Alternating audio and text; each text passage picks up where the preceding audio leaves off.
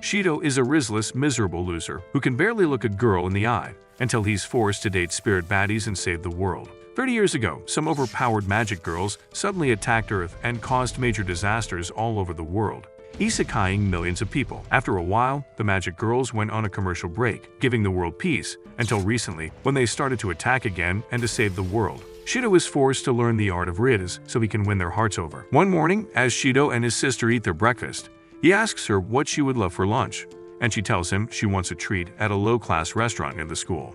After getting to the restaurant, she tells him they should meet up there after they get out of school today, no matter what happens, even if a spacequake were to take place. Meanwhile, three ugly bitches see them from afar and wonder if the two siblings grew up in Alabama, as they seem to have a thing for each other. What did he say? After Kotori leaves, an idiot named Tanamachi grabs him, and later in class, as they talk, a white-haired girl interrupts them by calling Shido's name, leaving him wondering who the heck she is. She sits beside him, and Shido asks his idiotic friend who she is, surprising Tanamachi that he doesn't know Tobiichi, the super genius. Tobiichi would keep staring at him later during the class, making him quite uncomfortable as he wonders if she just wants to get in his pants. A couple of hours later, the bell goes off, and Tanamachi comes to tell Shido that they should go home together, but he replies that he's got other plans. While Tanamachi thinks it's a girl, he tells him it's his little sister, making Tanamachi tell him he wasn't expecting otherwise since his face is too horrible to bag any girl. Suddenly, an alarm goes off, alerting the whole city about an impending spacequake. So everyone starts to run to shelter as the city's inbuilt tech evacuates everyone. Shido wonders where his sister is and hopes she is not dumb enough to stay at the restaurant waiting for him. He tries calling her, but it doesn't go through, and when he checks the GPS to locate her, he realizes she really is dumb after all. He immediately hits the street and starts running toward the restaurant, but on his way, a spacequake suddenly erupts, throwing him off. He soon sees a pretty girl dressed in an outfit you only find in animes, standing far off amid the quake, and he wonders what the heck she is doing there. The girl suddenly grabs her weapon and causes a large quake behind him, scaring him, and then points her weapon at him, threatening to isekai because she thinks he has come to unalive her. He quickly tells her he isn't planning to do that since he can't even isekai to fly, and then some girl fighters come attacking with missiles, and the strange girl blocks all the attacks with her force barrier. She immediately charges at them too, unleashing massive power which surprises Shido. After some exchanges, Shido realizes it's Tobiichi fighting with her and wonders what the heck is going on. The fight continues, and the two girls soon hit their weapons against each other, releasing massive energy into the environment that snaps Shido out. He wakes up in a facility and sees a depressed, miserable lady named Raidney checking him out. She introduces herself as the analysis officer, and he asks her where he is, to which she replies that he is in Fraxina's sickbay, as he was brought here unconscious, but that only makes him more confused. He immediately asks about his sister, and Raidney tells him not to worry about her. She then takes him out to meet someone who would answer his questions, only for him to realize that the said person is his little sister, shocking him. She welcomes him to her command center, the Ratatosker, and starts acting all bossy, making him wonder if this is really his little sister. She explains that the strange lady in anime costume was a spirit from an outside world, and they usually blow up the area whenever they appear on Earth, which is the phenomenon they know as spacequakes, shocking him.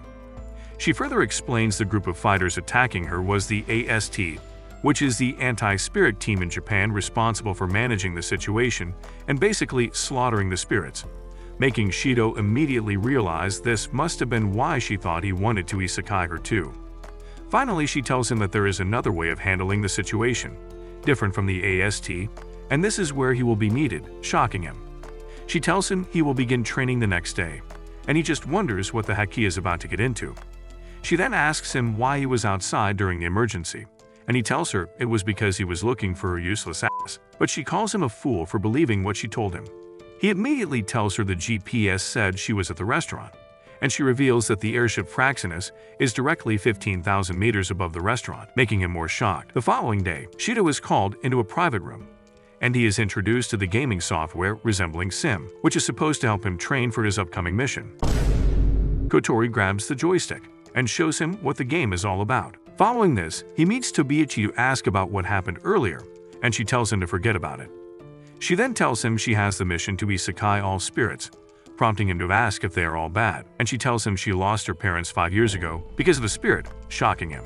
Afterward, Kotori and Rei start to train Shido, and he is told that they are teaching him how to smooth-talk spirits to fall in love with him. So they ask him to try his pickup lines on humans first to know how effective or useless they are. He is asked to raise up his homeroom teacher, who has been pure for 29 years, and he can only make up shitty pickup lines with his underdeveloped brain.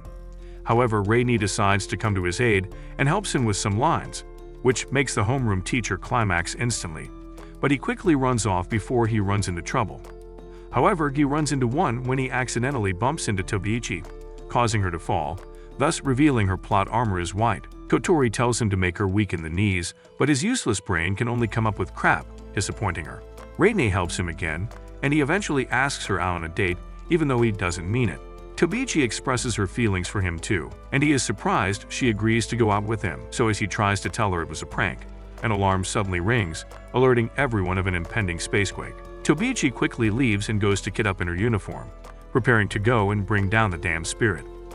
The spirit from the previous day appears again and stays inside a classroom, refusing to come out, which makes it impossible for the AST to attack. So Kotori tells Shido he is the only one who can handle the situation and save her. She also tells him not to worry about what to say as the Fraxinus experts would give him directives. He heads inside the building, and upon entering the class, Dude is welcomed with a laser attack, which would have isekai'd him if he didn't manage to dodge. He quickly tells her to calm down, and she asks him who he is. The committee of experts helps him select the best response to give her, but she gets vexed and almost deletes him from existence. She then approaches him and prepares to send him to Nirvana with her powerful magic ball from her hand. She asks him why he wants her dead, but he quickly tells her he is a student and has no intention of harming her. She soon realizes he is the idiot she met at the field the previous time, so she stops aiming her attack at him and asks what the heck he wants. He tells her he came to talk with her, and even if she ignores him, he will not reject her. Upon hearing this, she immediately becomes shy and tells him he is the first human who has made any attempt to talk to her. He asks for her name, to which she replies that she doesn't have one and tells him to give her a name of his choice. He names her Toka, which means 10th, because he first met her on the 10th of that month, and she likes it. The AST, who had been patient for a while, immediately start to fire at her, but she creates a barrier that blocks all the bullets, and then she tells Shido to leave so he won't be shot. However, he refuses and tells her he is staying right there to talk with her. So she sits with him while holding a barrier above them, protecting them from the ongoing massive fire. As they talk, Kotori tells him to make his move, and as he replies to her, Toka wonders who he is talking to, so she threatens to blast him, thinking he is planning against her. He suddenly asks her out on a date, following Kotori's instructions, but Toka doesn't know what the heck a date means. After a while, Tobiichi sees Shido and launches at them immediately, thinking Toka is holding him hostage. Toka suddenly activates a powerful weapon called Sandalphon and unleashes a strike that sends the whole place crashing down. Tobiichi is later carried off injured, and the next day, while Shido looks at the ruins of the building, Toka appears behind him, surprising him that there was no spacequake alert. She tells him she came because he called her out on a date.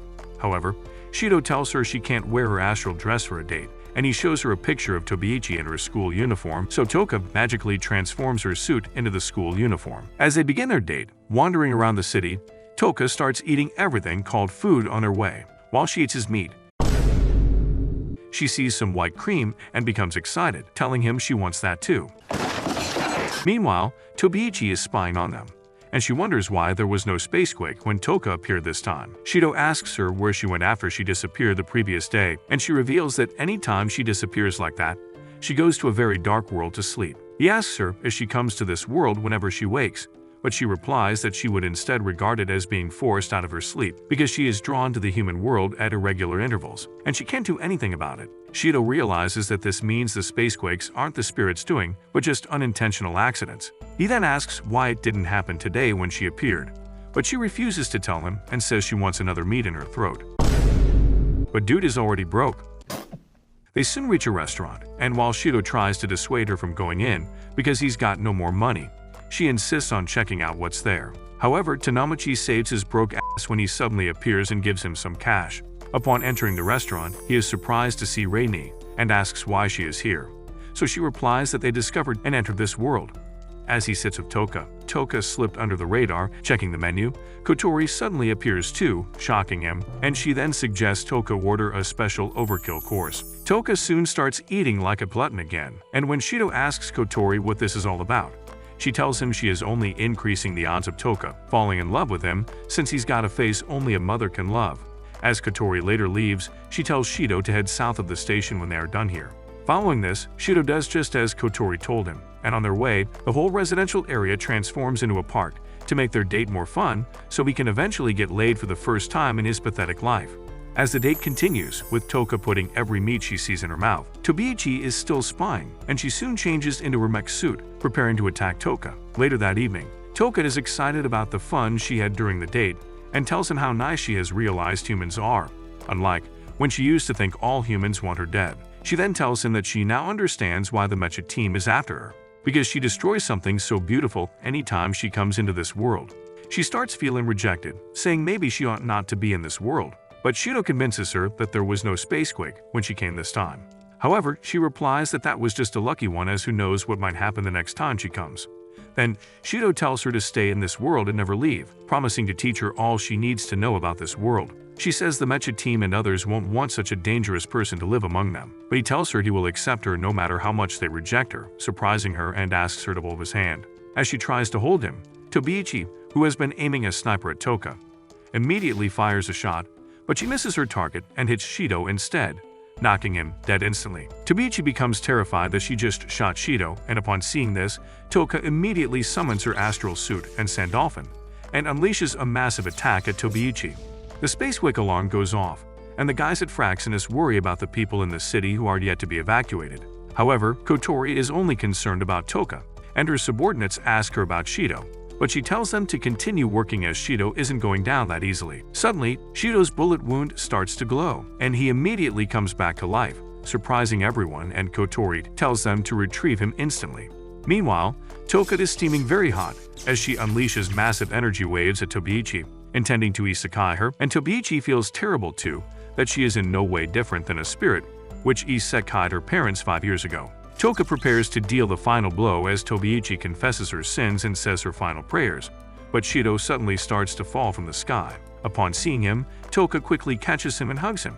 Her weapon goes berserk due to an overcharge from her anger the other time.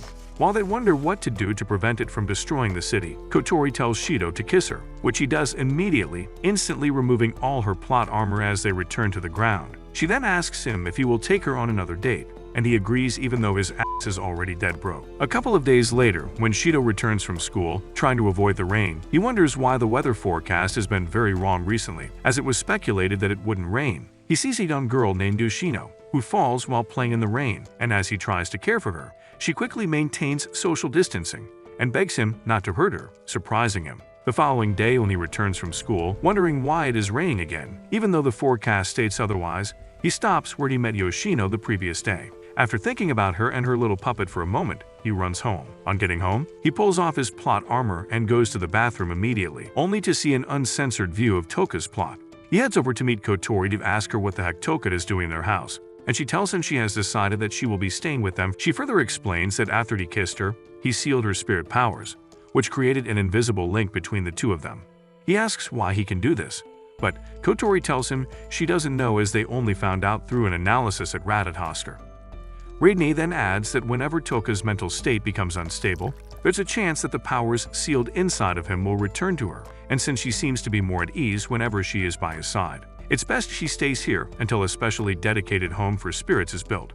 Kotori also adds that it is an avenue for him to learn how to bag more girls, making him wonder why he needs any more training after he has already sealed Toka's powers. But Kotori tells him that there are many other spirits out there that need his spit, surprising him. Following this, Kotori sets many traps for him so he can be naughty with Toka, all in the name of training, but Toka only gets embarrassed and smacks him each time for being a loser. The next day, while Toka and Tobiichi fight over Shido as they usually do, a spacequake alarm suddenly goes off. As everyone evacuates the building to safety, Tobiichi quickly heads to kit up for battle.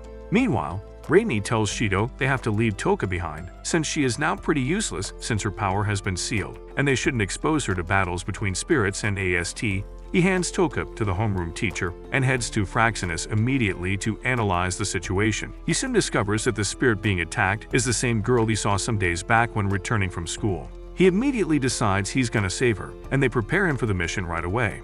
Later, he enters the building where Yoshino has managed to hide from the attacks of the AST. She soon reveals herself, but doesn't talk as her little puppet is doing all the talking for her, making him wonder why she is allowing the little useless puppet to do this. However, the Ratatoskirk immediately warns him that her mood is rapidly sinking and tells him to get her in the mood quickly. So he asks her out on a date, but the gullible idiot thinks he is talking about the calendar. Meanwhile, Toka learns that it's dangerous outside while talking to some idiots who can't keep their mouths shut, and she immediately heads out in search of Shido. Yoshino stands on a high structure practicing acrobatics, and while Shido tries to convince her to come down, she slips and falls on him, kissing him in the process. Toka, standing not so far away, gets angry and asks Shido if this was what he came to do here, making him speechless as he was caught in the act. Meanwhile, Kotori informs Shido that Toka's powers have now returned to her. She gets angrier and rants on and on like a nagging housewife. The puppets start trash-talking her too, saying she is a nuisance, and Shido must be tired of her already, which is why he came to see another girl. Toka gets angry and grabs the puppet by the neck, intending to shut its loose mouth permanently. Yoshino moves closer to Toka and tries to take back her puppet, but she doesn't give her, asking Shido to choose between her and Yoshino. Kotori immediately informs Shido that Yoshino's mental state is dwindling. Shido tells Toka to return the puppet, but this only makes her feel he likes Yoshino above her. Suddenly, Yoshino summons Zadgil, a terrible beast that controls frost, and it starts to attack them. But Shido manages to save Toka. Yoshino jumps out of the building on Zadgil and runs off as the AST fires several attacks at her, but she manages to escape. Back at the building, Shido tries to touch Toka, but she refuses as she thinks that he prefers Yoshino. Following this, Toka continues to feel terrible and won't talk with Shido, and Raidni decides to visit her to give her a therapy session and find out what's wrong. Meanwhile, Kotori and one creep analyze what happened between Shido and Yoshino back at the building, and they wonder why Yoshino's power wasn't sealed even though they both kissed. At the same time, Shido is wandering in the streets in the rain, and he sees Yoshino looking for her puppet, which she lost while trying to escape from the AST. So he decides to be a nice guy since he's trying to get in her pants anyway. Still in the therapy session, Raidni tells Toka that the kiss between Shido and Yoshino was a mistake and says Shido cares so much about her, which is why he could put himself in danger just to save her back there. While Shido looks for the puppet with Yoshino, her stomach suddenly growls, and he decides to take her home to give her some food. And after she is done eating, he asks her why she doesn't fight back when the AST attacks her. She replies that she doesn't like being hurt and scary things, just like AST. However, whenever it gets painful and she becomes scared, she goes crazy and ends up doing bad things to everyone. She then says this is why her puppet is her hero, because it always calms her down whenever she is agitated and is about to lose it.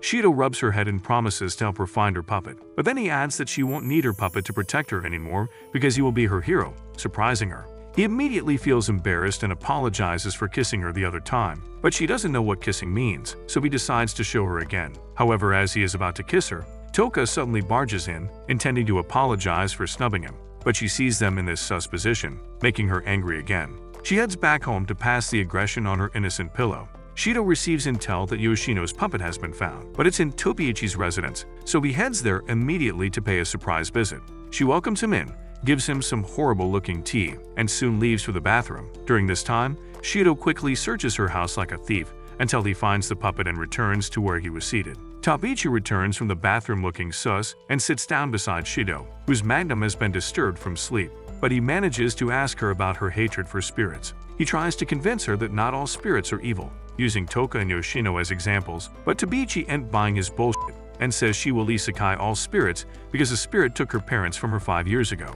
Shido tells her that Toka's powers have been sealed so she won't cause any more disaster, but Tobiichi tells him they don't know what might happen anytime. However, he tells her he wants her to accept them and not isekai them since she is a nice girl. Tobiichi's phone suddenly rings, signaling an impending spacequake, and she quickly stands up to leave. But as she leaves, Shido asks her if she wouldn't attack a spirit that has lost her powers, and she replies that even though she would like to, it is left to her superior's commands. Meanwhile, the AST start to attack Yoshino as she tries to escape, and they manage to knock her to the ground. As they attempt to finish her off, she suddenly summons Zadgil, which starts to counterattack as the AST continue to fire at her. As Yoshino escapes, Toka sees her and heads to the scene immediately. Meanwhile, Shido calls Yoshino from afar, stopping her. But as he attempts to bring out her puppet, Tobiichi fires a powerful laser gun at Yoshino, which causes Zadkiel to start charging up to attack immediately, not minding that Shido is there. Toka sees this and realizes that Shido is in danger, so she quickly tries to summon Sandolphin, but she struggles to do so since her powers are sealed. Zadkiel fires a massive attack from its mouth, but Toka manages to save Shido by eventually activating Sandolphin, which deflects the attack. Toka goes to meet Shido and apologizes for being so naughty, while the AST unleashes several attacks on Yoshino. Shido tells Toka he needs her help to save Yoshino, but Toka only thinks he likes her more, however. Shido explains that Yoshino is a spirit like her, and he had promised her he would save her, making Toka realize that it's the same thing Shido did for her too. She immediately pushes Sandolphin to the ground and tells Shido to use this to get to Yoshino. Meanwhile, the AST can't continue attacking due to the powerful force barrier Zadkiel has created, as they would be struck with millions of ice if they move any closer. Tobiichi immediately creates a huge force field and uses it to lift a building, intending to attack Yoshino with it, but Toka suddenly appears and splits it into two. On seeing her, Toka immediately charges at her, and the others also switch their target to her. With their attention diverted, Shido heads into the force barrier created by Zadkiel, despite his sister telling him he could be freezed to death, and he manages to get through successfully, though exhausted. On seeing him, Yoshino heals his wound and he gives her her puppet, making her excited. He then tells her he needs to kiss her to save her, feeling embarrassed. And while the idiot won't stop talking, Yoshino shuts his mouth with her lips, immediately vaporizing her clothes as the sky restores to normal. Afterward, Kotori tells Shido Toka will no longer be staying with him as she unveils the new house built to accommodate spirits. One morning, Toka and Yoshino tell Shido they would like to visit a hot spring after seeing a TV ad about it, and he relays the message to Kotori, who has no choice but to grant the request since they don't want the spirits to go crazy. Meanwhile, at the AST base, the captain of the match team and her subordinates agreed to also visit the spring to have some same-gender time together. But Tobiichi objects, saying their ugly should rather be training. However, she receives a call from Shido, who requests permission to hold the book she gave him for 2 more days, because he has something important to attend to. Tobiichi suddenly hears Toka's voice in the background and she becomes pissed. Crushing the innocent littlekin in her hand, Shido, Reine,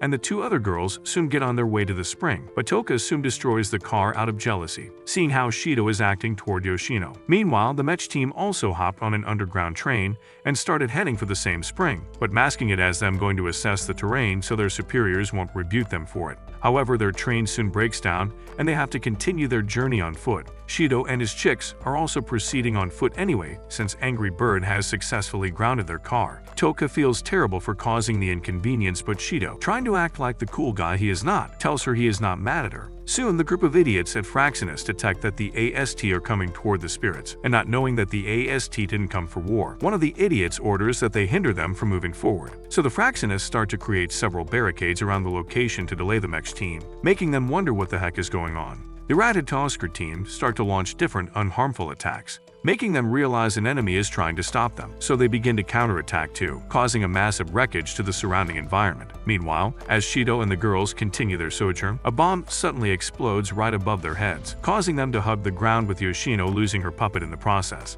She starts to cry like a baby immediately, and everywhere starts to freeze as it suddenly starts to rain, but Shido pets her, promising to retrieve it for her ASAP, and the rain stops. He heads out on his ultimate search while the AST and the Ratatosker continue having a beef with each other, and after running through the explosions for a while, he sees the puppet. However, as he dusts the dirt off it, a terrible explosion comes flying at him from above, but just before it hits him, Toka creates a barrier that shields both of them. On seeing Toka in her astral dress, the AST immediately consider attacking, but before Tobiichi can make any move, Toka disappears with Shido, surprising them. Afterward, Kotori takes Shido and the girls to a low-budget hot spring her stupid assistant managed to discover while serving a punishment, and the AST team also head to the hot spring as they initially planned. Moreover, Tobiichi starts to look for Shido since she decided to come because of him, but she doesn't find him anywhere. Following this, Takemiya is introduced to the AST team as the girl who has once isekai'd spirit, surprising everyone on the team. She sits beside Tobiichi as the captain shows them their previous fight with Yoshino. Tobiichi asks her about the spirit she isekai'd, and she replies that the spirit is different from the conventional ones they'd fought, which is why she was transferred to this unit. While she talks, she suddenly sees Shido on the screen and recognizes him, surprising Tobiichi. After the meeting, Tobiichi tells Takemiya that Shido never talked about having another younger sister, prompting Takemiya to ask if she knows him, and Tobiichi replies that they are lovers, shocking her. Following this, a new student, Kurumi, transfers to the school, and as she is introduced, she reveals that she is a spirit, surprising everyone. She then requests that someone will show her around the school after school since she is new. One brat raises his hand, but she snubs his ass and heads over to Shido's seat to tell him she is the one she wants. Meanwhile, the AS2 realize the girl is really a spirit and wonder why she transferred to the school. Takemiya tells them Kurumi is no ordinary spirit, as she has isekai'd over 10,000 people with her own hands besides the deaths caused by her space wakes, and they are surprised. After school, Shido and Kurumi meet as planned, while Toka and Tobiichi spy on them out of jealous, as they wonder what the new girl is up to with their crush. Shido, following the guidance of the idiots at Fraxinus, mistakenly asks for the color of her plot armor, and while he thinks she might get mad, the girl is a baddie and tries opening her floodgate for him. But he quickly stops her and asks her what she meant when she called herself a spirit. However, she tells him not to play dumb, surprising him, and he asks her how she knows about him. But she refuses to tell him. She instead tells him that she has had feelings for him ever since she found out about him. She soon grabs his hand and Shido is feeling sus, but the two stupid spies suddenly fall out of their hiding, exposing themselves. A few moments later, while they part, Kurumi whispers in Shido's ears that she will ride his dragon next time they are together alone, and as she leaves, Shido can only thank his god that Toka and Tobiichi came just in time, cause who knows what she would have done to his little sausage. On Kurumi's way, she is crossed by some bullies who want to clap her, so she agrees to the group plot and deceives them away to a corner where she literally eats them up. Takemiya arrives just in time and prepares to fight her. 5 seconds later, Takemiya meets Shido as he goes home with his two side chicks, and she hugs him in excitement, calling him brother. But dude wonders who the heck is this. She follows him home feeling so excited that her brother is alive, but Kotori gets jealous and gets in a fight with her over who is real and who is fake. Later, Shido asks her where she has been, and she replies that she is working but refuses to tell him where she works and hurriedly leaves, making them wonder what she is hiding. The next day, while the homeroom teacher takes the class attendance, they discover that Kurumi is not in class, making them wonder why a new student will be defaulting from the second day of school. Tobiichi says she won't be coming again, but she suddenly appears in class, shocking her. During the class, Shido receives a message from Kotori asking him to come to the physics lab during lunch. Obito later meets Kotori and Rene, who showed him the footage of what happened with Kurumi the previous day. Takemiya, along with the AST, attacked her and brutally isekai'd her. However, she came to school today, leaving them confused about what she really is. Meanwhile, Tobiichi meets Kurumi in the changing room and asks her why she is still alive even though they isekai'd her yesterday. Kurumi immediately restrains her with some eerie hands that suddenly grow out from the floor. She then tells Tobiichi that they are only making futile efforts, prompting her to ask what she is after. Then, Kurumi reveals she enrolled in the school because she wants Shido and all his powers. Later after school, Shido approaches Kurumi to ask her on a date with him, because Kotori had instructed him to do so they can get more info about her, and she delightedly agrees. After she leaves, Tobiichi appears and asks what he was discussing with the devil, but he quickly avoids her and leaves. Meanwhile, Tobiichi thinks about all Kurumi did and said to her, and she becomes worried about him. Upon returning home, Toka dances in a sus way before Shido until he takes the ticket in between her balloons and discovers that she has fixed a date with him the next day. While he is surprised by this, Tobiichi also calls him, asking him to meet her the next day too, shocking him. The next day, he has to meet the three girls without any of them finding out he is seeing the other two, and the Ratatosker promised to assist him in meeting the demands of the three girls without fail. He starts off with Toka, and after spending some time with her in the aquarium, he pretends to have stomach upset, so he can excuse himself to the toilet. But he immediately heads over to Kurumi, who takes him to the lingerie shop to buy some sus clothes. While at the shop, some of his classmates see him, and as they attempt to come over to accuse him of cheating, he quickly pretends to have a stomach upset again and runs over to meet Tobiichi in a different location. They both then sit at the restaurant to eat. He asks Tobiichi why she wanted to meet him, and she tells him she doesn't want him to be alone, and adds that he has to go home with her after the date where he will be staying for a while, surprising him. As they begin to eat, he suddenly sees Toka running across, causing him to choke immediately, so he quickly excuses himself and goes to meet her. He continues to go around in circles among the three, even though he is exhausted from running around. At the same time, he tries to escape from his classmates who saw him earlier, but Yoshino managed to distract them. After a while, Shido sits alone by a forest and notices some messed up dudes testing their guns on a cat, so she heads there to make it more amusing for them. Meanwhile, the Ratatosker lose track of her as the surveillance system suddenly cuts off, shocking them. Tobiichi and Toka bump into each other and are surprised to see themselves. They soon realize that Shido is a Casanova, and Tobiichi, thinking he must have brought a third girl, which is why he is currently not with them, immediately runs off to look for him. As Shido returns to where he left Kurumi and doesn't find her. He wonders where she is and Kotori informs him that they lost her. They instantly receive an alert warning of a massive spirit wave coming from the woods, and Shido immediately heads into the forest in search of her. However, he becomes terrified when he sees the whole place soiled in blood and a man's foot left on the ground. He sees Kurumi brutally shooting a man with a wicked smile on her face and a pre-installed hublot watch in her left eye. He quickly tries to escape, but Kurumi captures him with her horrible hands and approaches him. She grabs him and licks her lips as she plans to start eating lunch. However, Takemiya suddenly appears to save him, and then unleashes massive strikes with her special weapon that severely injures Kurumi before she could make any move. Shido is shocked and asks her how she is so calm about this. After isekaiing someone, and she replies that it's a spirit and isekaiing them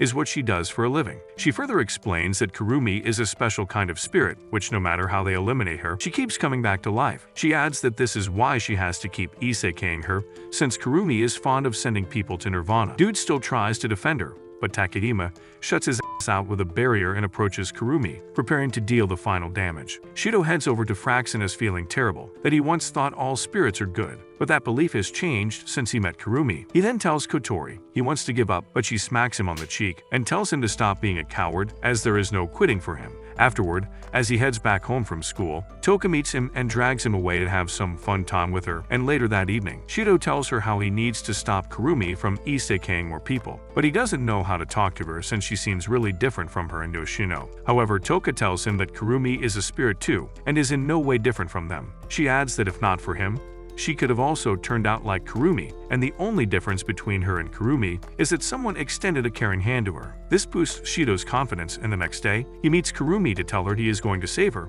and stop her from isekaiing people. You would think she would be touched by his kind gesture, but she goes to the rooftop and causes more chaos instead, trying to test if he meant what he said. She stains the cameraman's lens with blood, affecting the school building, and all the students fall to the ground immediately. Meanwhile, Takemiya confronts Kotori for putting Shido in danger by sending him off to spirits alone unarmed. She then tells her she will take care of him from now on, but Kotori chuckles and tells her she is never going to entrust Shido to a corrupt company like the Duas Ex Machina Industries, shocking Takemiya, who wonders how she knows about them. Kotori tells her she knows she works for them and was transferred to the AST, further shocking her. However, Takemiya tells her she's indebted to the company and can never repay them, surprising Kotori, who then reveals that they analyzed her saliva and found out that the company infused her body with excess amount of magic, which reduced her lifespan to 10 years. Shocking Takemiya, who wasn't aware. They both receive a call about the ongoing situation in the school, and they immediately head out. Meanwhile, Shido sees Toka also writhing in pain and wonders why he is the only one not affected, and Reini tells him it's because Toka and Yoshino's powers are sealed within him. Kurumi calls him from the rooftop and tells him to come over if he has business with her, so he leaves immediately. Tobiichi activates her mech suit and heads for the rooftop too, but she is crossed by one of Kurumi's clones. Toka, realizing that Shido might be in danger going alone, manages to unseal her powers, but she is suddenly attacked by another Kurumi. On the rooftop, Shido asks Kurumi what the heck she is doing, and she replies that it's the time-consuming castle, a barrier that sucks the time out of those who tread her shadow. Shido is shocked, and she further explains that the hublot watch in her left eye represents her lifespan, and every time she uses her magic, it drains a lot from it, so she replenishes it, occasionally using this method. She then tells Shido he is the main reason she came here, as she desires to eat his meat in the traditional way. Hearing this, Shido tells her to leave the others out since he is the one she came for, but she tells him he has to take back the trash he said earlier about saving her, or something like that before she can. However, he pleads that she should remove the barrier, but he's not giving up on her, making her pissed. She then immediately induces a spacequake, which immediately triggers the spacequake alarm, shocking the guys at Fraxinus. However, Reidne informs Shido that Kurumi's mental state is changing, as though she is afraid of him, so he immediately climbs the railing and threatens to unalive himself since she really desires to eat him. She tells him to stop the cat, but Shido suddenly backdives from the building, shocking her, so she quickly jumps after and saves him before he hugs the ground. He tells her he will chew his tongue if she doesn't clean the blood stain on the cameraman's lens, so she immediately clears at the snap of a finger. Shido then starts preaching the good news, making her change her mind, and she attempts holding his hand to accept salvation. Another clone of Kurumi stabs her from behind, isekaiing her instantly. She then captures Shido with her horrific arms, and she attempts to touch him. Takemiya suddenly cuts off her arm, but she immediately summons a custom-made watch and a gun, which she uses to turn back time, restoring her arm. She shoots at Takemiya, throwing her off, and then suddenly appears behind her to shoot her again. Toka and Tobiichi arrives at the rooftop, but before they can make any move, Kurumi summons many of her Tan remnants. She tells Takemiya this is the reason she can never unalive her, because she has different versions of herself from different times. She restrains them and then activates another spacequake, but Kotori suddenly appears and cancels it with an equally powerful force, shocking everyone to see her in an astral dress. She then summons her weapon and prepares to fight. They begin an intense battle, and after several exchanges, Kurumi suddenly stops time and summons all her clones to rain fire at her, before approaching her and putting the final bullet in her skull, knocking her to the ground. Kurumi mocks her, thinking she has won, but Kotori's wounds heals instantly, and she returns to her feet, shocking her. Kurumi quickly summons her clones to attack her, but she blows them up as they gather around her. Then, Kurumi shoots herself to unleash more power, instantly weakening Kotori as she prepares another attack. Kurumi, mocking her, prepares to shoot her, but Kotori suddenly summons a very powerful weapon and blasts Kurumi's clones off as they try to protect her, also destroying her clock. Kurumi falls to her knees, exhausted, and Kotori prepares another blast. Upon seeing this, Shido fears that she might die, and he tries cautioning Kotori, but when she doesn't listen, he quickly runs to block the blast. Kotori fires at her cannon and immediately realizes that Shido is there. Shido later wakes up in the hospital from a dream where he sees himself and Kotori in the midst of chaos. On seeing Rei-ni, he starts to ask a lot of questions, trying to know if everyone, and Rei-ni suddenly puts his head on her soft pillows before telling him that everyone is fine, even though Kurumi managed to get away. Rei-ni takes him to where Kotori is, and upon meeting her, he asks if she is a spirit. She replies that she is human, even though the data says she is a spirit, confusing him. She further explains that she was born a human, but not until 5 years ago when she became a spirit, or better put, she became a human with a spirit's power. Shido immediately remembers the dream he had of what happened in the past, and he tells her about it, surprising her of how true that might be. He then asks her how she became a spirit, but she tells him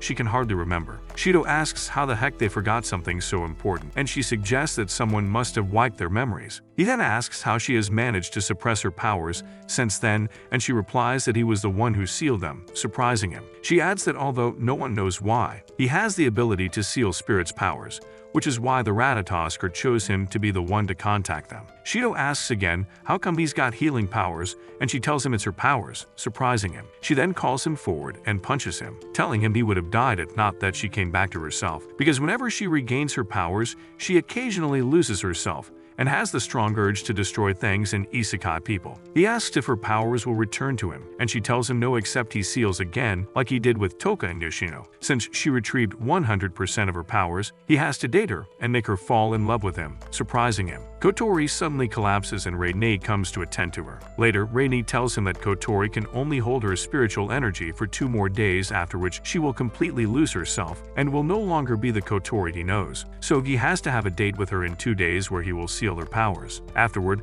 Shido visits Takemiya in the hospital, but he isn't allowed to see her, so he meets Toka instead, and later, as he prepares to leave, she asks him about the spirit of flames that appeared while they fought Kurumi. He tells her he was knocked unconscious too, refusing to tell her. He then asks why she is concerned about her, and she replies that it was that spirit that burned her parents before her eyes 5 years ago. Since then, she has been looking for her, so she decided to join the AST and started hunting spirits to avenge her parents. Following this, Shido prepares for his date with Kotori by wasting a lot of time with the other girls, and later that evening, he meets the vice commander of Ratatoskr to tell him how clueless he is about how to seal Kotori's powers. The dude tells him he's got the footage of what happened on the Great Fire Day 5 years ago, and asks if he would like to see. Maybe it'd be of help in finding out how he sealed Kotori's powers then. As Shido later checks the footage, he sees a strange figure, besides himself and Kotori, that day, and reasons that it must have been responsible for Kotori's powers. He racks his brain, trying to recall what happened, but it becomes overwhelming and he collapses. The next day, which is the day of the date, he meets Kotori and the date begins. He tries all the Rise techniques he learned on the internet, but they ain't working, and he wonders what the heck he is going to do, because if he continues at this rate, he will never be able to save her. After a while, Kotori excuses herself, and when she leaves, Shifo also leaves to talk to the guys at Fraxinus about some other lines he can deploy. And as he walks, he shockingly sees Rei-ni attending to Kotori, as she is currently feeling pains. He sneaks behind them to listen to what they are saying, and he discovers that Kotori has been using drugs to stabilize herself since she regained her powers, but she doesn't want him to know, so he doesn't date her out of pity. He returns to the beach side and when Kotori returns, he throws away the covered earpiece he is using in communicating with Fraxinus, since they are a bunch of idiots too anyway. He decides to unleash his inner god-tier Rizz and suggests they head to the amusement park. Meanwhile, Tobiichi meets her superior, who shows her the new equipment they just got. She asks if this can be used to defeat Ifrit, the spirit of flames, making her superior wonder if Ifrit was the spirit in the footage from 5 years ago. Tobiichi is surprised and requests to see the video, only to discover that the spirit of flames she has always been after is Kotori. Meanwhile, Shido and Kotori spend some fun time together, and after a while they sit to talk, but she is so in the mood that she expects that he will kiss her. Meanwhile, a report reaches Tobiichi's superior at AST that the new tech is missing along with some other ammunition, and she immediately recalls Tobiichi asking if the new equipment can defeat Ifrit, making her realize that she must have broken in to use them. Shido attempts asking Kotori about what happened 5 years ago, but someone suddenly blasts at her, terrifying him, and as he looks to find out who it is, he discovers it is Tobiichi. He asks her what the heck she was thinking, and she replies that she just isekai'd Kotori. However, Kotori suddenly reappears and calls her an idiot for thinking she could take her down so easily. Tobiichi starts shooting heavily at her from her huge cannons, and Kotori quickly changes into her astral dress and summons her weapon. Then they begin to exchange attacks, affecting the surrounding area. Toka and Yoshino, who are on the other side of the amusement park, notice the turbulence and reason that Kotori and Shido must be facing a powerful enemy. So Toka attempts to go and help, but Yoshino's puppet tries to convince her otherwise, since her spiritual powers are currently sealed. However, Toka says that as Shido is doing all his best to save Kotori, that she will also do everything she can to protect him. She leaves immediately in her astral suit, and seeing this, Yoshino decides to join her in protecting him too. As the battle continues, with Kotori blocking Tobiichi's powerful attacks by creating several barriers, she suddenly feels weak and realizes that she has used too much power. So Tobiichi quickly uses this opportunity by capturing her with 2 glowing ropes from her cannons before unleashing another brutal attack, but Kotori manages to protect herself. She then charges at Tobiichi and starts hitting her equipment until it becomes deactivated. At this moment, Kotori has already gone crazy and doesn't mind isekai'ing her, even though Shido is yelling at the top of his lungs that she stops. She summons her weapon again and attempts to erase her bloodline, but Tobiichi suddenly reveals that this was how she unalived her parents 5 years ago, shocking her. Kotori falls to the ground, and Tobiichi immediately charges up her weapon again and starts blasting at her, which Kotori manages to block with a barrier. Shido quickly intercepts them and tells Tobiichi to stop attacking, but she doesn't listen, as she tells him she has lived solely for this purpose for the last 5 years. He suggests that she is only after the spirit of flames and not his sister, but Tobiichi is confused by the trash he is saying and replies that Kotori is the spirit of flames. She prepares to fire another attack, but Toka and Yoshino suddenly arrive and distract her, while Shido quickly takes Kotori away from the scene. As the 2 other girls combat Tobiichi, Shido confesses his feelings for Kotori, making her embarrassed, and she does the same before he finally kisses her, sealing her powers immediately, thus healing his wounds. He then turns to Tobiichi and tells her to isekai him instead, since she is after Ifrit and the spirit is now inside him and not his sister. He tells her that it was Ifrit who took her parents 5 years ago and not Kotori. Tobiichi doesn't understand what he is talking about, and he explains that someone else was responsible for what happened to Kotori. Tobiichi soon maxes out her limit, and as she tries shooting with a normal gun, she collapses from exhaustion. Meanwhile, Kurumi appears again on the other side of town. Back at Fraxinus, Rei tells Shido that his date with Kotori didn't make any difference, surprising him since he thought he was supposed to raise Kotori's emotional levels before he could see her powers. However, Rei tells him that Kotori's emotional levels have always been at the max toward him because she has feelings for him. Kotori becomes embarrassed and quickly knocks Shido off with a kick, saying the machine must be broken. After this, Kotori tells them that she finally remembers the spirit from 5 years ago, but since they can't yet rule out the possibility that someone wipes their memories, they need to store the information outside their heads. Kotori prepares to leave the scene, and before she leaves, she asks Shido if what he said to her yesterday was true, and he confirms it was, just that he only loves her as a sister, pissing her off. After an eventful month, Shido wakes up to a huge explosion and wonders whose mom just waltzed inside his house. Concerned, he sprints Naruto style and finds Toka bawling her eyes out, cause she spilled juice all over his precious notes. She's convinced he's gonna hate her now, and with her emotions all over the place, she turns into a walking nuke. Not wanting his country to experience another kaboom moment, Shido uses his max chill approach and tries to calm her down. But then he hears Yoshino's screaming from the bathroom. He rushes in and sees the whole thing frozen solid, and Yoshino's they're wrapped in a towel. Pointing at the poor puppet that she'd accidentally drowned, he tells her to stop turning everything into Ice Age so he could take it out. As soon as he grabs it out of the tub, the whole house gets back to being less chaotic. Meanwhile, Tobiichi stands before the inquiry officer who is about to decide her fate. As he is about to punish her, the meeting is interrupted by a loser named Westcott, who appears to be a smug bastard just because he has white hair. Back at the Itsuka household, Toka and Yoshino eavesdrop on Shido and his sister Kotori, talking with each other. Kotori scolds Shido for sleeping all the time, but Shido brushes his sister off by saying he has actual school to attend. He then walks over to the counter to make some breakfast for his two girlfriends. On the other hand, two ugly girls with their plots spilling out of their shirts discussed Tobiichi's suspension. They tell her that she is lucky they didn't toss her out of the regiment, and wonder why someone from DM came to help an unpopular loner like herself and tell her to get some rest, while they take care of the palace. As Shido is about to dig into his breakfast with his cuddle crew, he receives a text from Tobiichi saying that she is waiting for him outside his crib, ready for some deep meat grinding session. This prompts Shido to leave his breakfast as he goes to see her.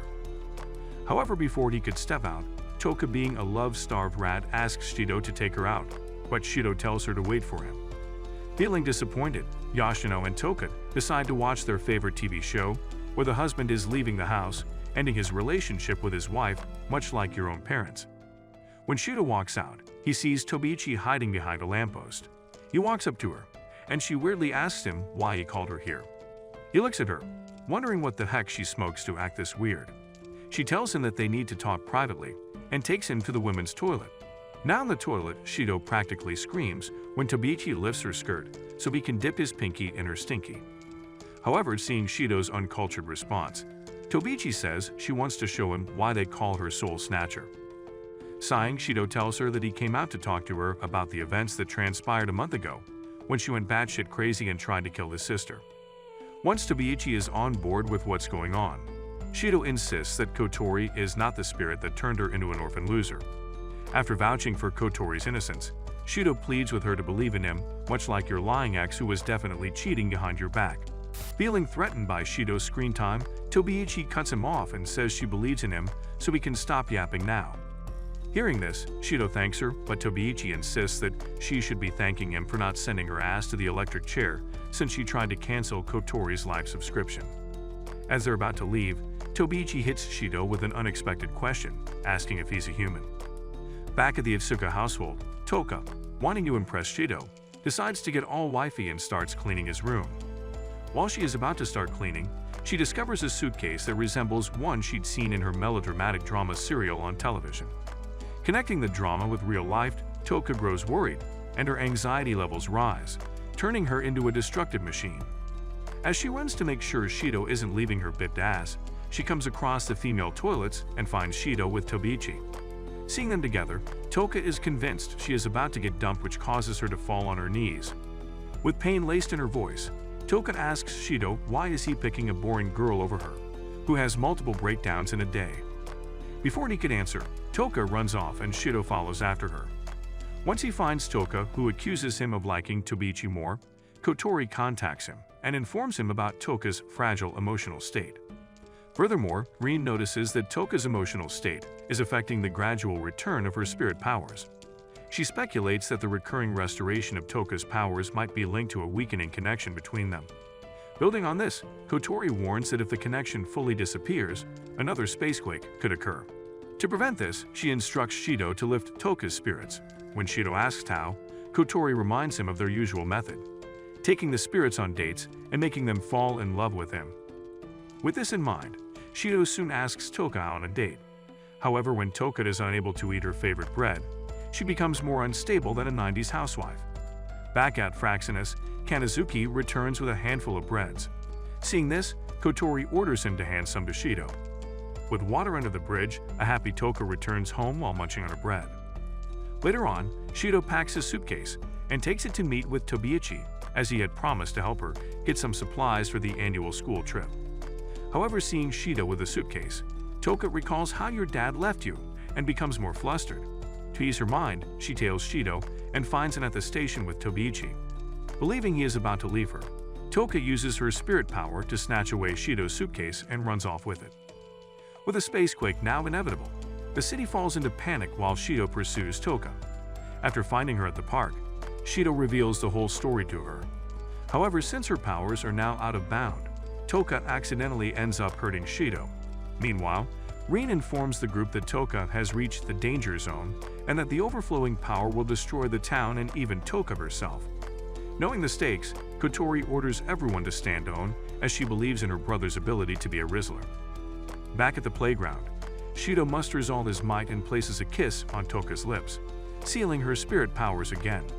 Elsewhere, Westcott receives an update from his secretary, Ellen, informing him that she has detected the spirit known as Princess, the same spirit who vanished from Tenyu City 3 months ago. Ellen's report reveals that Princess is now attending Raisin High School in Tenyu City under the alias Toka Yedogami. Intrigued by this discovery, Westcott decides to investigate the situation further in their own way. As the students of Raisin High prepare to board the plane, they're all stunned to find Toka in the boy's uniform. Meanwhile, Shido looks like he's about to pass from the sheer craziness of the trip. He can't stop thinking about how her huge plots are spilling out of her shirt. On the other hand, Toka remains determined to stay close to her beau, despite her not-so-convincing disguise. The teacher tries to explain that just wearing boys' clothes won't make her grow a pork sword, but Tobiichi jumps in, saying that Toka's dedication shows she has massive nuts. She argues that if Toka wants to switch genders to be with Shido, then Shido should switch to join the girls. Overwhelmed with so much attention, Shido jumps in and tells his teacher to cut it out or he'll call the Rainbow Army on her. In the end, the teacher compromises and lets Toka and Tobiichi sit next to Shido on the plane. Meanwhile, at Fraxinus, Kotori gets informed by her staff that the travel agency covering the trip cost is owned by Dim Industries, raising suspicions that they might be planning something sus with this school trip. On the flight, Shido finds himself sandwiched between Toka and Tobiichi, who are constantly bickering for his attention. Tobiichi nudges Shido, asking him to look at the scenery. Toka, not to be outdone, throws a tantrum when Shido refuses to look at the airplane carpet she's desperately trying to show him. Amid the chaos, a mysterious woman with specs bigger than her face snaps a picture of Toka. Shido is puzzled, but Tobiichi quickly explains that she's the photographer accompanying them for the trip, leaving out the part where Ellen works for Dim Industries and is spying on Toka. Ellen, the photographer, tries to return to her seat, but two overly lonesome attention-seeking students interrupt her with random questions about her camera. Not wanting to deal with someone's crotch goblins, she walks away. At a Ruby Island, Toka rushes toward the ocean, and Shido follows her. While they chat, their teacher announces that the group will be visiting a museum. Shido tries to get Toka back to the group, but she stops, saying she senses someone spying on them and takes off. Ellen notices them running away and is about to follow, but May, and Mai appear out of nowhere and distract her with their sudden interest in her, grabbing her arms and dragging her away as she struggles to escape. Meanwhile, Shido and Toka sprint away from the group, only to be caught in a massive hurricane that seemingly appeared out of nowhere. 3 trash cans crash into Toka, knocking her out cold. Shido attempts to carry her to safety but encounters 2 spirits locked in an intense battle, causing huge thunderclaps and chaos. Yuzuru, a spirit dressed in ribbons barely covering her huge plots, and Kaguya, dressed similarly, argue about who the true Yamai is. Ignoring the storm around them, they continue bickering while Shido, confused, tries to intervene. The 2 spirits question Shido's interference in their sacred battle, when suddenly Yuzuru has an epiphany and points out that after centuries of fighting, they've achieved nothing but equal wins, losses, and draws. She proposes a new way to settle their rivalry. Whoever wins Shido's heart will be declared the true Yamai. The challenge is set. Back with the school group, Tobiichi grows worried when Shido doesn't return and prepares to go look for him. Just as she's about to leave, she sees him coming back with 2 new girls and an unconscious Toka. Tobiichi's jealousy flares up upon noticing that both Yuzuru and Kaguya have bigger plots than her. Back at the school, their teacher Tama-e makes space for the girls in Shido's class. Yuzuru and Kaguya quickly fixate on Shido, competing for his attention and begging him to choose between them. As Tama-e tries to settle the twins into the class, they reveal that they were once a single spirit to Mai, and that their contests are an effort to decide whose personality will remain when they fuse back into one being. Shido, overwhelmed with the chaos of the 2 Hello Kitty girls, tries to relax and walks over to the pool area, but ends up in the water stripped with both of them by his side, each trying her best to get his attention by pressing his arms to their almost wet bare bodies. Kaguya asks Yuzuru to go on and try seducing Shido first, but Yuzuru senses that Kaguya does not have any moves and she is only trying to play mind games and refuses to go first. They start their mindless bickering again, this time over who has bigger plots. Shido tries to stop them so that no one hears them inside, but then the door opens and Toka enters with her plots on full display and jumps in the pool. She then notices Shido and the girls, but Shido tells her that they tricked him into being here. As they are talking, the whole block of girls enter the pool, causing Shido to run while hiding his precious jewels with his hands. As he hides behind a rock, Toka follows him and tells him that she will cover for him, making it easy for him to leave the pool area. While Toka is trying to hide Shido, fate decides to be the B word, causing Shido to fall inside the icy water. Somewhere else, Ellen reports to the invisible airship and orders the deployment of a Bandersnatch unit, instructing them to remain on standby for further action. Both Kaguya and Yuzuru continue on with their fatherless attempts to seduce Shido by sneaking into his room at the resort. Shido, feeling utterly embarrassed, realizes why women are constantly pissed at the XI chromosome gang. Meanwhile, Toka and Tobiichi argue over who will take care of Shido. Their bickering escalates until May and Mai suggest a better way to settle the dispute.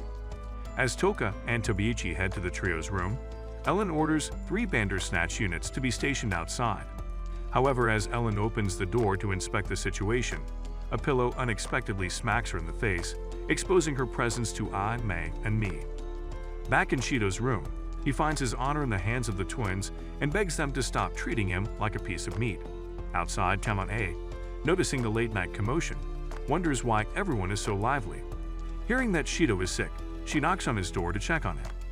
Unfortunately, at that very moment, a naked Shido tries to make his escape, but ends up landing on Tamon-A, exposing his little friend to her. Above Orubi Island, James Paddington and his crew closely monitor the resort. When he receives no word from Ellen, he orders the immediate withdrawal of the 3 Bandersnatch units. The following day, Shido waits for the twins at the beach under Reen's guidance. As they discuss how to handle the situation, Shido considers letting the twins win him over, to which Reen agrees. This plan would involve the twins following her advice on how to gain his affection, giving her some control over their actions. Shido adds that this might create the opportunity to seal both of them. Though Reen cautions that due to their competitive nature, kissing one of them could provoke a negative reaction from the other. Still, Reen believes this might be their only chance and encourages Shido to proceed. Determined, Shido vows to do whatever it takes to save the twins. After Reen cuts off communication, Kaguya and Yuzuru arrive at the beach, and Shido compliments them on their swimsuits. The twins then ask Shido to rub sun lotion on them, which sparks another argument over whose skin is more appealing and which of them he prefers. While both of them continue to fight, Shido's pathetic mind breaks at the sight of so much skin. Their fight continues until Shido decides to solve the problem by rubbing lotion on both of them simultaneously. Meanwhile, Ellen keeps a close eye on Toka and instructs the Arbitel to track her movements. However, Ellen's surveillance is interrupted when she falls into a sandpit set up by May and Mi, who mischievously bury her in the sand alongside Tobiichi, who tells Ellen to not hit on him since he's loyal to his e-girl. Later at the beach, Toka and Tobiichi join Shido, Kaguya, and Yuzuru. Shido quickly notices the familiarity between the twins and the 2 girls. Kaguya explains that she has befriended Toka and made her sensei, while Yuzuru sought advice from Tobiichi and has decided to learn under her guidance. Tobiichi curiously asks what they're doing at the beach, and as Shido fumbles to explain, Reen steps in, announcing that they are planning to play beach volleyball. In private, Shido asks Reen why she showed up so unexpectedly, and she explains that the plan had to change due to Toka and Tobiichi's arrival. During the volleyball match, Reen partners Shido with the twins, giving them an opportunity to bond while playing together. Consequently, Reen teams up with Toka and Tobiichi to face off against Shido and the twins in the volleyball match. Shido worries that neither Kaguya nor Yuzuru will be able to cooperate, and he's equally unsure about Toka and Tobiichi's ability to work together. However, Reen assures him not to worry, revealing that she secretly told Toka and Tobiichi that the winning team would know which hand Shido uses for his morning cardio. During the match, the twins initially struggled to coordinate, giving Toka and Tobiichi an early advantage. The two opponents even begin teasing Kaguya and Yuzuru for their inability to work as a team, which provokes the twins into cooperating more effectively. Their newfound teamwork leads them to score against Toka and Tobiichi, prompting them to celebrate together, only to quickly resume their usual bickering afterward. Later, behind a small shed, Shido consults with Rin, asking if their plan is really going to work. Rin admits she's uncertain herself. Just then, Kaguya appears and shyly asks Shido if she can speak with him privately. Surprised, Shido asks Rin if this was part of her instructions, but Rin denies it. Noticing Kaguya's nervousness, Shido tries to reassure her, though Kaguya attempts to play it cool. However, she quickly loses her composure when Shido looks at her with concern, causing her to blush and fumble. Kaguya then gets to the heart of the matter and urges him to pick Yuzuru instead of her. Later, Yuzuru approaches Shido with a similar request, asking him to choose Kaguya over her. Unbeknownst to each other, both twins selflessly express their desire for the other to be chosen, as they simply want the other to live happily. Shido, however, tells them that whichever one is not chosen will disappear, and both Kaguya and Yuzuru confirm this. When Shido asks for an explanation, they reveal that their wish is for the other to continue living and experiencing the world. Kaguya explains that this is why she initiated the Battle of Charm, while Yuzuru confesses that she accepted the challenge for the same reason. Each twin declares that the other is cuter and more deserving to be the true Yomai. With that, they warn Shido that if he doesn't choose, they'll blow up the whole island. With so much weighing on his mind, Shido shares everything with Toka that night, but to his dismay, Kaguya and Yuzuru end up overhearing everything. Pissed off, a fight begins between them. Elsewhere, Tobiichi wanders outside the hotel in search of Shido, but instead encounters a lone Bandersnatch. Before she can react, Rin suddenly appears and questions why Tobiichi is outside. Distracted for a brief moment, Tobiichi is caught off guard as the robot lunges at both her and Rin. Meanwhile, aboard the Fraxinus, Kanazuki takes charge and deploys Idefolium. In a bold move, he deactivates the airship's stealth mode, briefly revealing their presence to the Arbidol before the Fraxinus disappears again. Paddington, recognizing the airship as belonging to Ratatosker, immediately commands his crew to prepare for an attack. Back on the island, Kaguya and Yuzuru's argument escalates as they confront each other over their mutual willingness to sacrifice themselves. Frustrated, they decide to settle the matter by resuming their original plan. A duel where the last one standing is the victor. As the two Psych Ward residents clash in a fierce battle, Shido tries to stop them by telling them to stop for him. As the Arbitel aggressively attacks on the Fraxinus, Kanazuki begins to vibrate with pleasure. Seeing this, Shizaki frantically contacts Kotori to ask her if Kanazuki has been touched by his uncle. Realizing something is wrong, Kotori asks what's wrong. Shizaki then informs her that the airship is under attack and that they may not be able to hold out much longer. Despite the urgency, Kotori remains calm and reassures Shizaki that she and the rest of the crew will be safe as long as they follow Kanazuki's instructions. On Ruby Island, the fierce battle between the Yomai twins rages on. Watching from below, Shido wonders aloud why they are fighting despite their obvious love for each other. Suddenly, Toka warns Shido that she senses something nearby. As they peer into the forest, they notice lights shining from within and hear a familiar voice. The source of the voice is revealed to be Ellen, who steps out and explains that she had been waiting for an opportunity to confront Toka alone. However, Ellen is caught off guard upon discovering the twins, recognizing them as spirits, and addressing them by their codename, Berserk. Confused, Shido questions who Ellen is and asks if she is part of the ASD, but Ellen denies the allegations. She then gestures to the Bandersnatch units, ordering them to capture Toka. However, as soon as they lunge at her, Toka swiftly dispatches them with her angel, Sandalphon. Seeing Toka in her limited astral dress and wielding her angel, Ellen confidently confirms that Toka is indeed the spirit known as Princess, and calmly asks her to come with them. In response, Toka raises Sandalphon toward Ellen, but Shido quickly enters White Knight mode, urging Toka not to point her angel at an unarmed woman. Toka, however, remains firm, stating that she can sense something dangerous about Ellen. She explains that Ellen's aura feels similar to that of an AST member, but far more powerful and ominous. Just as Toka finishes speaking, Ellen swiftly equips her CR unit and prepares for battle. She orders the Bandersnatch units to stand down, stating that she wants to personally test if Toka is as powerful as rumored. Without hesitation, Toka charges at Ellen, Sandolphin in hand, ready to meet her head-on. Despite wriggling like a caterpillar in heat, Kenisuke proves himself as a good leader by successfully attacking the enemy while keeping the Fraxinus safe. Back on the battlefield, Toka and Ellen clash in a fierce duel. Ellen deflects one of Toka's attacks and tells her that she is a disappointment. To Toka's dismay, Ellen effortlessly breaks through her guard and shatters Sandolphin, leaving her momentarily stunned. Seizing the opportunity, Ellen lands another blow, knocking Toka down.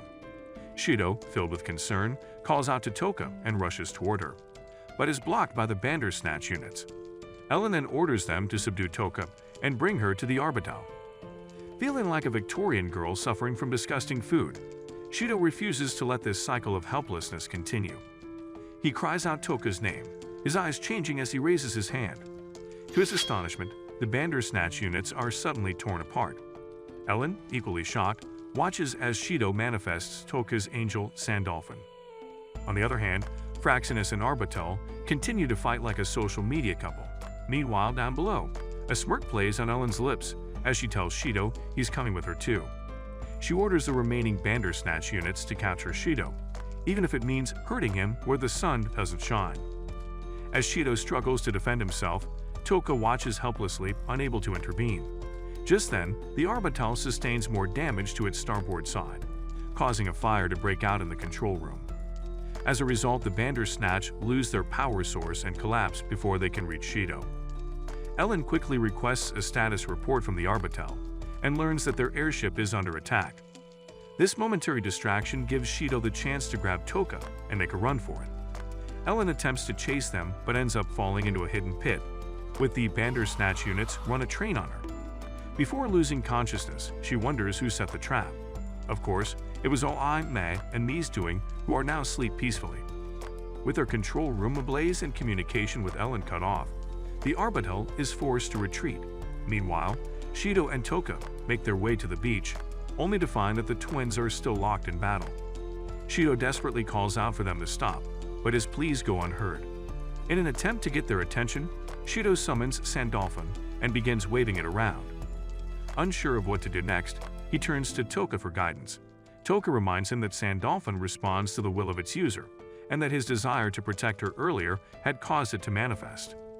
Feeling nervous, Shido hesitates, but Toka places her hand on Sandolphin alongside his, reassuring him. Encouraging him to concentrate on his wish, Toka instructs Shido to swing Sandolphin on the purpose, trusting that the sword will respond. Taking a deep breath, Shido channels his resolve, and with Toka's support, he swings Sandolphin down.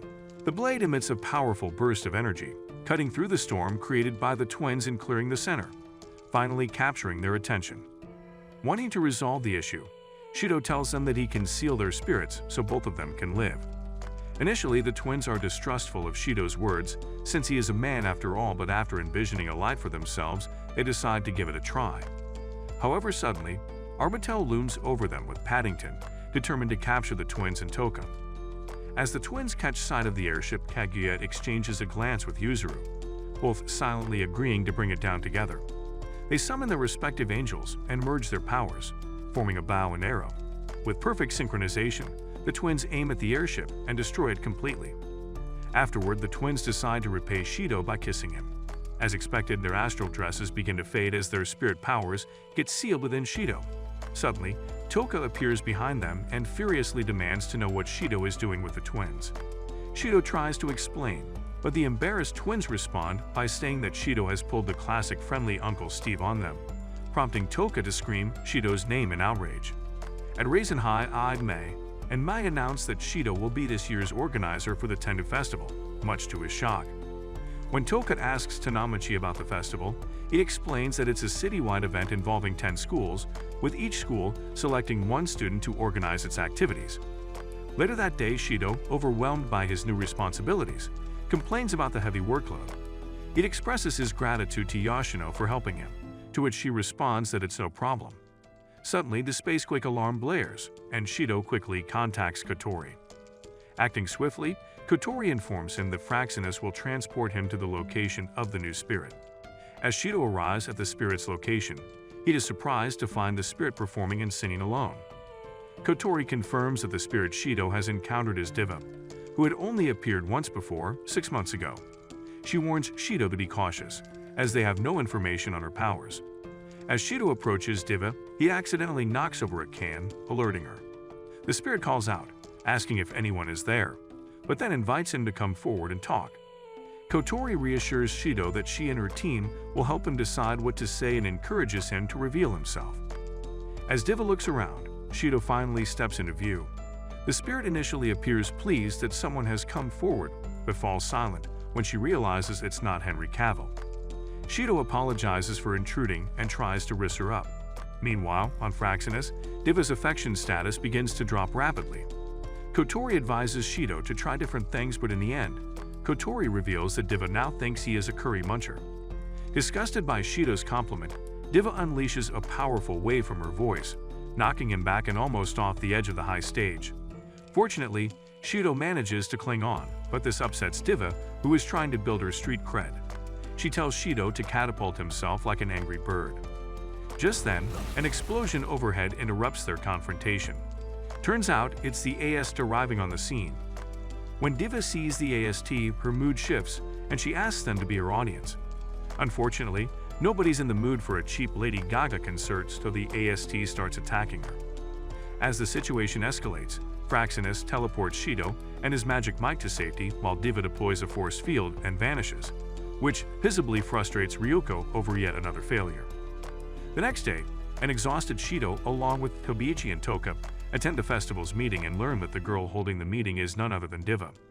Later on Fraxinus, Kotori informs Shido that the spirit's name is Miku Azioi, a renowned singer known for holding exclusive concerts for her female fans. She also states that Miku harbors hatred for testosterone tyrants and only loves women, of course, Henry Cavill being the only exception. Since Miku is allergic to men, Kotori sends Shido back to school, with all the things that'll help him become the best ladyboy Thailand has ever seen. After cross-dressing, Shido meets up with Ai, Mei, and Mi, and introduces herself as Shido's cousin, who is named Shiori Itsuka. Toka suddenly appears, and as she is about to reveal Shido's identity, he quickly intervenes, asking her to conceal his identity and pretend he's a girl. Toka agrees and greets Miku as Shiori, while Tobiichi snaps his pictures, much to Shido's embarrassment. Later, Shiori arrives at Tengu Square, where Kotori informs her that Rinduji Academy will be setting up at Hall 1, where Miku will be. Shiori spots Miku walking with her classmates and approaches her. Miku notices Shiori and asks her name. Shiori almost slips up with male pronouns but recovers, making Miku remark that Shiori is a funny girl. On Fraxinus, the crew observes Miku's mood stabilizing and urge Shido to act more zesty with Miku. And so reluctantly, Shido as Shiori asks Miku if she'd sell her panties. Initially surprised, Miku tells Shiori that in return she wants her. This flusters Shiori, but Miku quickly reassures her that she was just kidding. Miku then notices Shiori's uniform and inquires if she's from Raisin High. Shiori confirms and introduces herself, and Miku reciprocates. With Miku's mood positively stable, Kotori advises Shiori to ask Miku a few questions. Shiori inquires why Miku is on the stage when it's off limits. Miku explains her love for performing and her desire for people to hear her sing. Miku then asks if Shiori has heard of her, confusing Shiori. Miku apologizes for the confusion and asks Shiori to keep their stage encounter a secret. As they're about to leave, Shiori ends up tripping, which prompts Miku to hand her a handkerchief for her bruise. Later that night, Shido realizes why women launched a movement called Free the Nipple and expresses relief over being a man. The next day, Shido returns to Rinduji Academy as Shidori and gets invited by Miku for tea.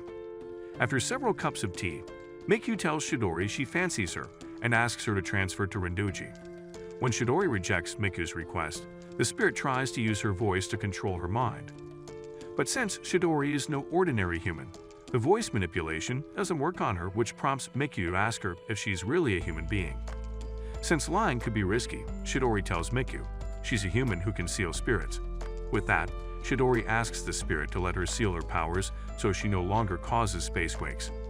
Hearing this, Miku coldly reveals she doesn't mind causing spacequakes, which upsets Shidori so much that she expresses her disgust for her.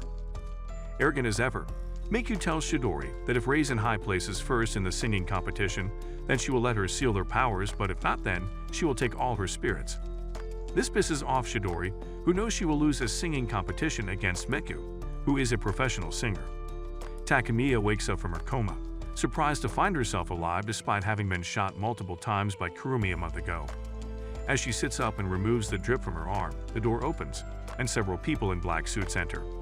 They ask her to confirm if she is Mana Takemiya, to which she responds by questioning their identity. Moments later, a nurse enters the room, having noticed irregularities on Takemiya's electrocardiogram, but till then Takemiya had vanished like your dad. In the music room, Shido, Toka, and Tobiichi join Ai, Mei, and Mi's band after learning that they are losing members due to Ai's selfishness. I ask Shido what instrument he can play, and he responds that he can play guitar. Ai quickly decides that she will be the bassist, Mei the drummer, and Mi the keyboardist. Since Toka wanted to either get played like a drum or play the drum, she expresses her disappointment over the matter.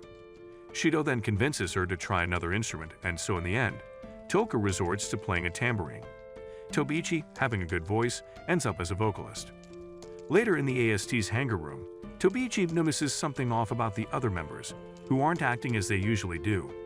Suspicious, she grabs Mildred by the neck and drags her outside, where she demands to know why everyone is behaving like an Ohio resident. At first, Mildred tries to deny, but soon she caves and is about to fill Tobiichi in when Jessica, a new member of the AST, interrupts them.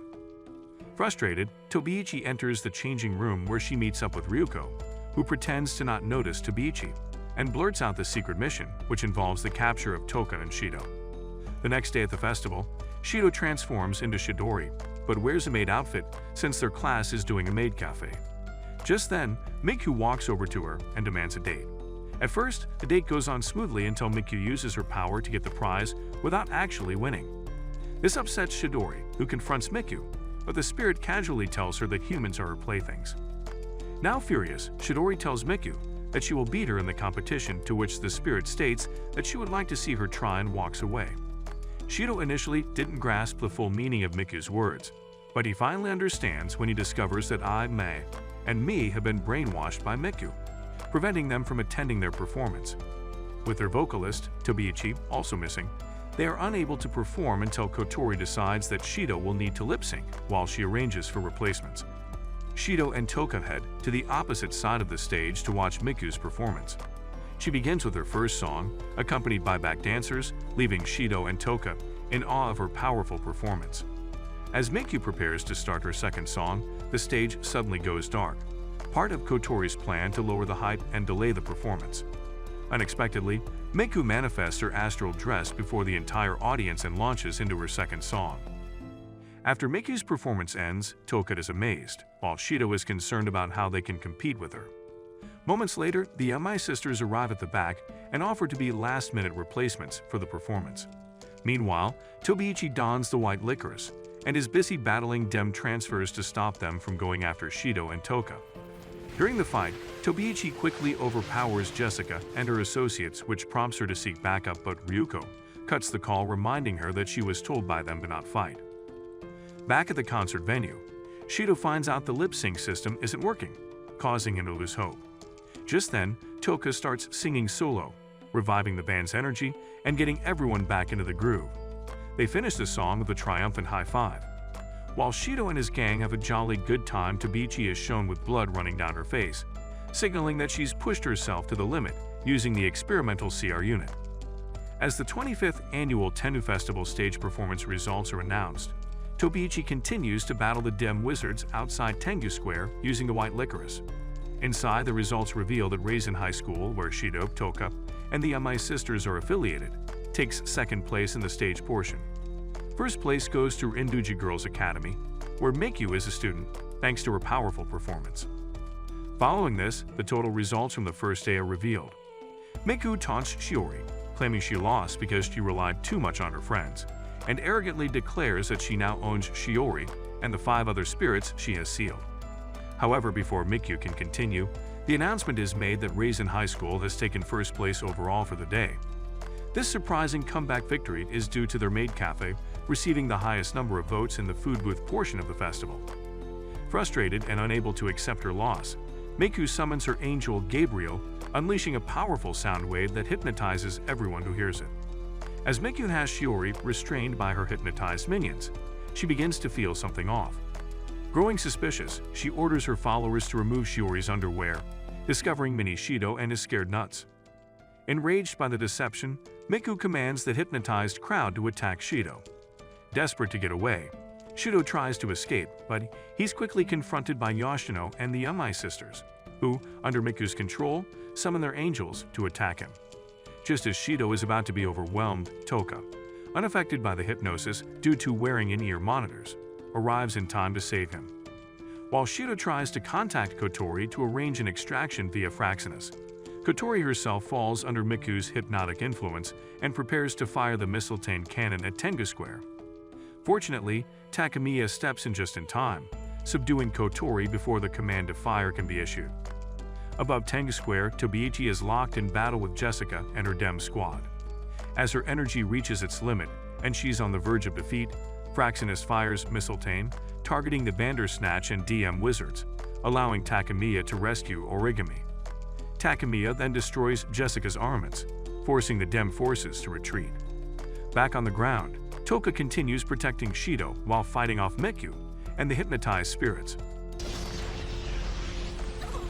Ellen suddenly appears, intent on capturing both Toka and Shido. In a desperate move, Toka throws Shido to safety, but without access to her full powers due to being sealed, she's easily subdued by Ellen and gets captured. Shido, devastated by the loss of Toka and Miku's control over the city, is left with no choice but to retreat. While hiding from the hypnotized mob, he falls into despair, unsure of how to rescue Toka. At that moment, Kurumi appears, her trademark giggle filling the air as she remarks on how events have unfolded in an unexpected way. Pushed to his limits, Shido begs Kurumi for help in saving Toka. Since Kurumi is a menace to society, she becomes excited and agrees to help. Elsewhere, Toka wakes up in an isolation room within one of Dem's buildings. Ellen is there to greet her, restraining Toka's every attempt to escape with her territory. Ellen coldly informs Toka that she will now be interrogated, leaving Toka trapped and powerless. Kurumi and Shido arrive at Miku's house, with Shido anxiously urging the Gothic princess that they need to rescue Toka as quickly as possible. Kurumi, however, insists that they first have to deal with Miku. She then finds a photo and an old music album belonging to Miku, featuring her original stage name before she became a spirit. Using her 10th bullet, Yud, Kurumi peers into Miku's past to understand her better, hoping to find a way to influence her. Meanwhile, at Tengu Square, Miku is impatiently questioning Ai, Mei, and Mi about Shido's location. Although they inform her that several people have spotted him, they still haven't pinpointed his exact whereabouts. Growing more frustrated, Miku focuses her efforts on finding him so she can make him walk over a field of Legos. As Kurumi and Shido make a bold appearance at Tengu Square, Kurumi casually tells Shido that the simplest way to resolve the situation is to persuade Miku to stop her pursuit of him. Despite Shido's doubts about how that could work, Kurumi remains confident in her plan. Meanwhile, Miku, monitoring the square through her surveillance cameras, notices Shido's arrival. Smirking, she declares that she already knows his true name and identity, convinced that she holds the upper hand. As Miku orders her lobotomized pets to capture Shido, Kurumi laughs like Michael Jackson before activating her City of Devouring Time to incapacitate the civilians. Shido and Kurumi now make their way towards the center of the stage. Shido calls out to Miku, telling her that he wants to talk about Toka. However, Miku, still bitter and enraged, refuses to listen and uses her Angel March to further empower the hypnotized crowd. Kurumi quickly responds by summoning the hands of her clones to hold back the crowd and keep them from advancing. Moments later, Yoshino and the Yamai twins, still under Miku's control, summon their angels and begin attacking. Kurumi, unfazed, summons more of her clones to counter their attacks, creating a chaotic clash on the stage. In the midst of the battle, Kurumi seizes an opportunity. She shoots Shido with her first bullet, Aleph, accelerating his movement toward Miku. Before Miku can react, Kurumi pulls both Shido and Miku into her shadow, isolating them from the chaos outside. Inside the Shadow Realm, the noise of the battle vanishes, leaving Shido and Miku alone for a one-on-one conversation. Now that they're face-to-face with no distractions, Shido realizes this might be his only chance to get through to Miku and convince her to stop mimicking the footsteps of Queen Elizabeth. He tries to bring her attention towards Toka, informing Miku about how DDM wizards have captured her, but Miku interjects. She tells Shido that he should find another chocolate starfish to stuff his baloney pony, but Shido insists that Toka isn't an object to him. Unable to believe this, Miku asks Shido if he would save Toka, even if it costs his love. Shido confidently asserts that Toka is more valuable to him, and begs her to not cause any damage while he goes to save Toka. Not buying Shido's act, Miku tells him that he's not a certified lover boy, but a PDF file. Just as Shido is about to speak to Miku, Kurumi suddenly pulls both of them back into the real world. She calmly informs him that their time is up, prompting Shido to apologize to Kurumi for wasting such an opportunity since he didn't get Miku to help Toka. Not giving a flying fudge about Miku, Kurumi forces Shido to pet her and then reveals Toka's location to him. At the DM building, Toka finds herself face-to-face with both Ellen and Westcott. Westcott, clearly displeased, complains to Ellen about how Toka sees him the way Sakura saw Naruto in the first few episodes. He then turns his attention to Toka, revealing his twisted plan to use her spirit powers to upend the world. Observing that Toka's current emotional state is stable, Westcott declares that they need to push her into despair in order to achieve their goals. He goes on to list various forms of torture, each more chilling than the last, before making a final ominous remark about harming those she cares about. This immediately shifts Toka's concern to Shido. Ellen, noticing Toka's reaction, confirms to Westcott that Shido is likely on her mind. In response, Westcott coldly states that they must now prepare for Shido's arrival. As Shido and Kurumi arrive at the location, Kurumi employs her clones to fight the Bandersnatch units and wizards sent after them. After heading towards the main entrance, Kurumi's head suddenly gets blown away. Takemiya reveals herself and informs Shido that she's now working with Kotori. As Kurumi returns, Takemiya prepares to fight, but Kurumi tells Shido and Takemiya that she's off to take care of her own matters. Once Kurumi leaves, Takemiya hands Shido an earpiece which connects him to Kotori, who is no longer under Miku's influence. Kotori tries to stop Shido from walking into a death trap, but Shido firmly states he can't leave Toka alone. Left with no options, Kotori agrees to back him up. Proceeding on, Shido and Takemiya encounter Jessica, who has equipped herself with scarlet licorice. Seeing Takemiya, Jessica becomes mad with vengeance, and Takemiya informs Shido they used to work together. While the girls have a catfight, Shido ventures deeper into the building and is eventually caught by the wizards. In an act of desperation, Shido summons Sandolphin and breaks free, ready to rescue Toka. Ryuko and her AST squad arrive at the DDM Japanese headquarters, only to find a group of Bandersnatch units locked in battle with several of Kurumi's clones. Meanwhile, inside the headquarters, Shido presses forward in his mission to save Toka, defeating a number of DDM wizards as he advances. However, his progress is halted when he is stopped by another group of wizards, who use their territory to pin him to the ground. Just as Shido seems trapped, Miku suddenly appears and uses her angel to rescue him. Seeing Miku in action, lobotomized Yoshino and Yamai twins ask her how they can be of service. Miku then commands them to remain outside and hold off the remaining DM troops, while she and Shido press on to find Toka. As they move forward, Shido asks if Miku is helping him because of the promise they made earlier. However, Miku sharply denies this, shouting that it's not the reason she's there. Outside, Takemiya faces an increasingly unstable Jessica and endures a brutal attack in the process. To her misfortune, Ellen joins forces with Jessica against her. Just when the threesome proves too much to Takemiya's petted body, Tobiichi arrives and shields her from further harm. After asking Takemiya about Shido's whereabouts, Tobiichi quickly shifts her focus to the DEM headquarters, but is stopped by Ellen before she can proceed. Meanwhile, inside the DEM headquarters, Miku manipulates one of the wizards into revealing Toka's location. She learns that Toka is being held on the 18th floor, and the wizard hands her an ID card to access the area when they arrive. As Miku and Shido continue on their way, they encounter another group of DEM troops. Miku uses her spirit power to fend them off, unaware that two others are approaching from behind. Shido steps in, eliminating the two with Sandolphin's power. However, by the end of his battle, Shido ends up feeling like Nicole Kidman during her marriage with Tom Cruise. As Shido pushes himself forward despite his exhaustion, Miku chastises him, urging him to give in to his fatigue. She cockily tells him to abandon his heroic efforts, suggesting that if he gives up now, they can escape without risking their lives. Frustrated, Shido snaps, telling her to shut up, insisting that no one could ever replace Toka. His words leave Miku momentarily speechless. Regaining her composure, Miku counters, saying that Shido's determination to save Toka is nothing more than a pointless act. When Shido asks why she despises people so much, Miku angrily declares that humans are nothing more than toys for her amusement, men are her slaves, and women are her playthings, and that's all they are worth. Unfazed, Shido presses on, reminding her that she was once human too, just like him before Phantom turned her into a spirit. Surprised by his insight, Miku asks how he knew, to which Shido responds that an accomplice, referring to Kurumi, had informed him during their time at Miku's mansion. Furious, Miku retorts that Shido knows nothing about her. Shido agrees, but insists that he could understand her better if she would just open up and talk to him. Reluctantly, Miku begins to share her past. She explains that when she was still human, she was happy in her career as an idol. Her first album had just been released, and her manager had arranged a meeting with a producer who offered her a chance to appear on television. Of course, the deal involved with Miku getting under him.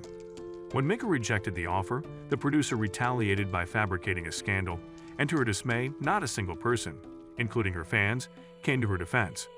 Desperate to prove herself, Miku tried to perform at a concert but lost her voice under the immense pressure. Shido consoles her, but Miku angrily snaps back, accusing him of being just like the others. Shido calmly counters, telling her that she let her fear and anger toward people take control of her. Before Miku can respond, a group of Dem soldiers appears, but Miku's frustration boils over, and when she yells at Shido to shut up, the sheer force of her shout knocks the soldiers unconscious. She tells Shido that she's never going to seal her powers as nobody would listen to her without her hypnotic voice. Hearing this, Shido yells at her that he would listen to her. Of course, Miku refrains from budging. In the meantime, Tobiichi and Ellen continue their battle. Ellen makes it her personal mission to eliminate Tobiichi, but before she could do so, Westcott summons her, causing her to retreat.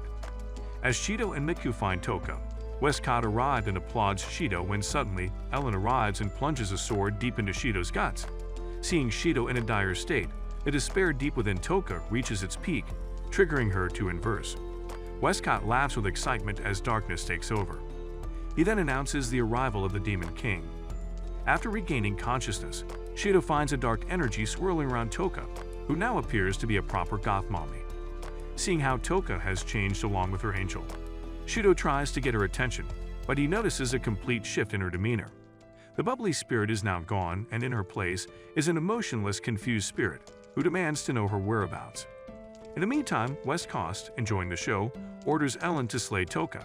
Elsewhere, crazy Jessica mindlessly attacks Takemiya. Despite being overwhelmed, Jessica expresses her strong hate for Takemiya by saying Westcott should have never chosen a monkey like her to be Adeptus too.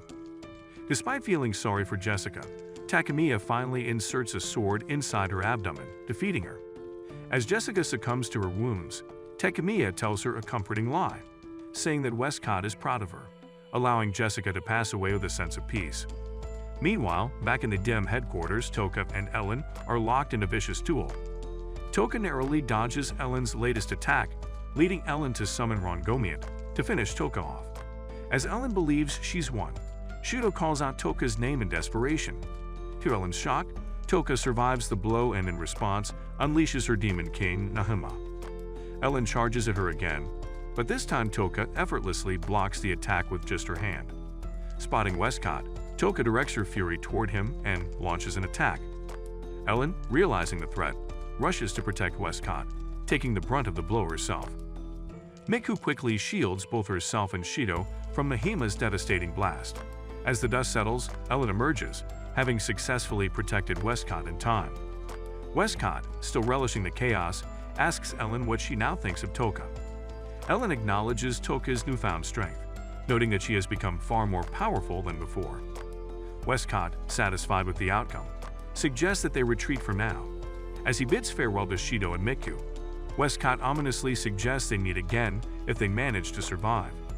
Strangely, he addresses Shido as Takemiya, before quickly correcting himself to Itsuka, causing Shido to question if Westcott knows his true identity. Westcott, however, denies knowing anything, leaving Shido and Miku to face inverse Toka. Toka immediately launches an attack on the two of them. Just as the devastating blow is about to land, Sandalphon is summoned, shielding both Shido and Miku. At this moment, Kotori contacts Shido, urgently asking what is happening. Shido explains the situation, asking whether it's possible to seal Toka. Rin expresses doubts, explaining that in her current inverse state, Toka's mind may be too unstable for sealing. Kotori agrees, advising Shido to try his best to make Toka remember who he is and to proceed cautiously. Shido attempts to reach out to Toka, trying to remind her of their connection, but before he can get through to her, she blasts him away with Nahama, showing no signs of recognition. Miku, determined to help, uses her angel to restrain Toka, giving Shido the chance to get close. However, Toka breaks free, causing Miku to lose her voice temporarily. Inverse Toka then turns her fury on Miku, but just before the attack lands, Shido manifests Yoshino's angel, Zadkiel, creating an ice barrier that shields both him and Miku. Surprised that Shido protected her and kept his promise, Miku begins to change her opinion of him. When Miku calls out Shido's name, Inverse Toka experiences a brief pain in her head but quickly suppresses it by injuring herself with her Demon King powers. Determined to finish Shido once and for all, Inverse Toka summons the final form of her Demon King, Paverslev. Miku, unable to use her powers to stop Toka, decides to protect Shido herself. However, just before Toka can unleash Paverslev's devastating power, she is momentarily distracted by Yoshino, who has regained her freedom from Miku's control. Unfortunately, Yoshino is swiftly blown away by Toka's power. Shido, resolute in his mission, assures Miku that he will save Toka, reminding her that he always keeps his promises. He then turns to face Inverse Toka, calling out her name. This catches her attention, and she momentarily feels a strange emotion but quickly dismisses it. She proceeds to unleash Paverslev's immense power towards Shido, resulting in massive destruction where the attack lands. Miku, witnessing the devastation, falls to her knees in despair, believing that Toka has finally rid herself of Shido. However, much to Toka's surprise, Shido emerges alive, having been saved by the timely intervention of the Yamai sisters. Grateful for their help, Shido expresses his thanks to the sisters. As he descends toward Toka, she suddenly experiences a flashback of Shido calling her name, a memory stirring deep within her. Confused and unsure of her feelings, she watches as Shido floats in front of her and then kisses her. As cottagecore Toka returns, Miku realizes Shido really is a man of his words. This prompts her to make Shido an exception, so the next day, Miku places a kiss on Shido's lips and calls him darling. Just then Toka walks in and angrily tells Miku that it's time for her concert. While Miku graces the stage, Shido and his roster watch from the backstage, totally in awe of Miku's voice. In the end, Miku publicly thanks Shido by calling him darling, igniting jealousy in the rest of the spirits. Shido sighs as he realizes more women mean more headache. Shido and the girls attend Miku's concert, which pulls a large crowd, even though she isn't Taylor Swift. During the concert, Miku sings and dances around the stage with moves that'll make Blackpink worship her. When she finishes her performance, she winks at Shido, causing the Simp Lord to blush. After the concert, Shido and the girls join Miku at a pool for an after-party with only them in attendance. Later that evening, Miku offers Shido and the girls a ride home, but they decline, stating they wouldn't all fit in her car. Soon after Miku leaves, they board the train home, and on the way, Shido notices something strange in the sky. He also notices a girl watching them when the train stops at a station, but he loses sight of her when the train begins moving again. The next day, Shido sees a large sphere hovering above the city when he wakes up in the morning.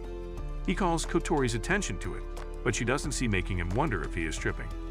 Fortunately, Kotori believed him, so they went aboard Fraxinus and flew towards where the sphere was located. Eventually, the crew detects the invisible sphere, confirming that something is floating above the city. After analyzing it, Rin lets them know that the sphere comprises the spiritual energies of all of Shido's women.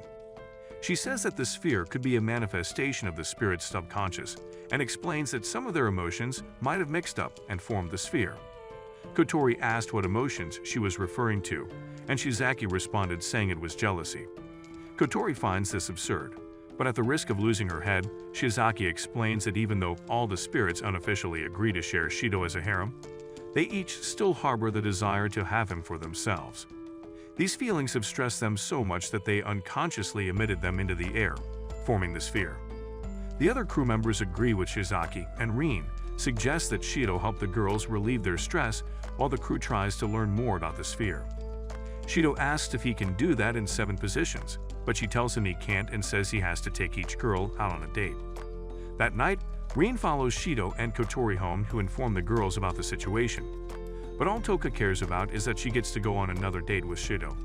She even asks if they could go that night, but Kotori tells her to calm her melons. Rin then makes them pick straws to decide which order they would go on their dates to prevent World War III from happening. Kaguya placed first, Miku second, Yoshino third, Yuzuri fourth, Kotori fifth, and Toka sixth. Rin advises that they take time to plan their dates, and Kotori adds they were not to interfere with each other's dates. After that, the girls began discussing things they wanted to do to and with Shido on their dates. Being a gentleman, Shido decides not to disturb them and walks over to the window, where he sees the girl from the train station watching the house. The next moment, she disappears, making him wonder if his mind is playing tricks on him. Several days later, Shido meets Kaguya for their date, but unlike their previous dates, he doesn't wear his earpiece. As they begin walking towards the first stop on Kaguya's list, they are unaware that Toka, Yoshino, and Yuzuru are following them. Kaguya asks Shido if he came on an empty stomach, and he tells her that he did before asking what they would have for lunch. She tells him that there's a fancy French restaurant that she wants to try out, and stirs him into an alley where the restaurant is supposedly located. Unfortunately, they find a ramen shop, which leaves Kaguya disappointed. Shido tells her not to be and proposes they eat at the ramen shop to see why Naruto loves eating ramen. Kaguya agrees, and a little while later, they leave the shop with big smiles as the ramen was one of the best things they had tasted. However, Kaguya still apologizes for not taking Shido to the fancy restaurant and promises that the next place will blow his mind. When they arrive, they are surprised to learn that the bar Kaguya intended for them to visit was converted into an arcade.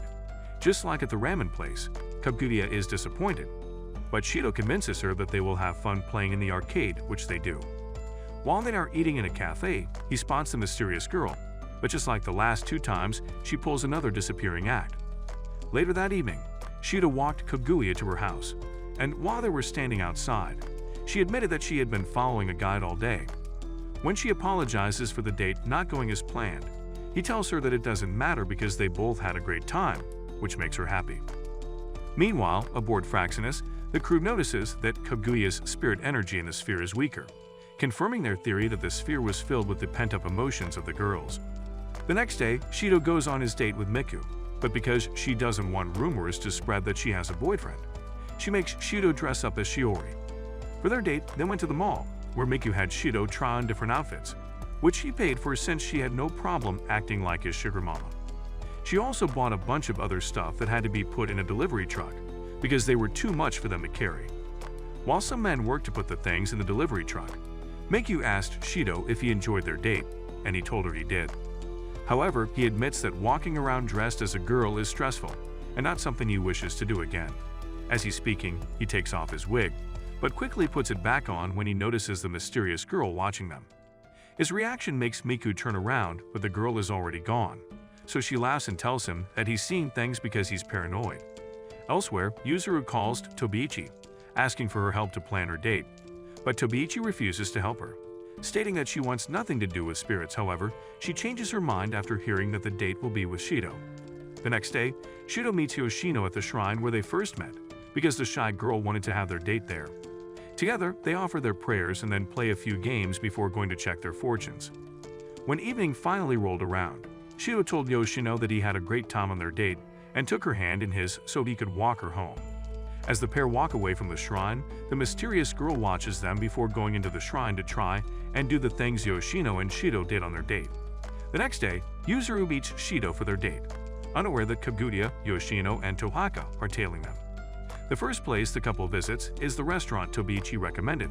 However, after seeing Shido's reaction when they arrive, the mobile android decides to take him to an art gallery instead. After leaving the gallery, they go to a store where Shido buys a necklace for Yuzuru.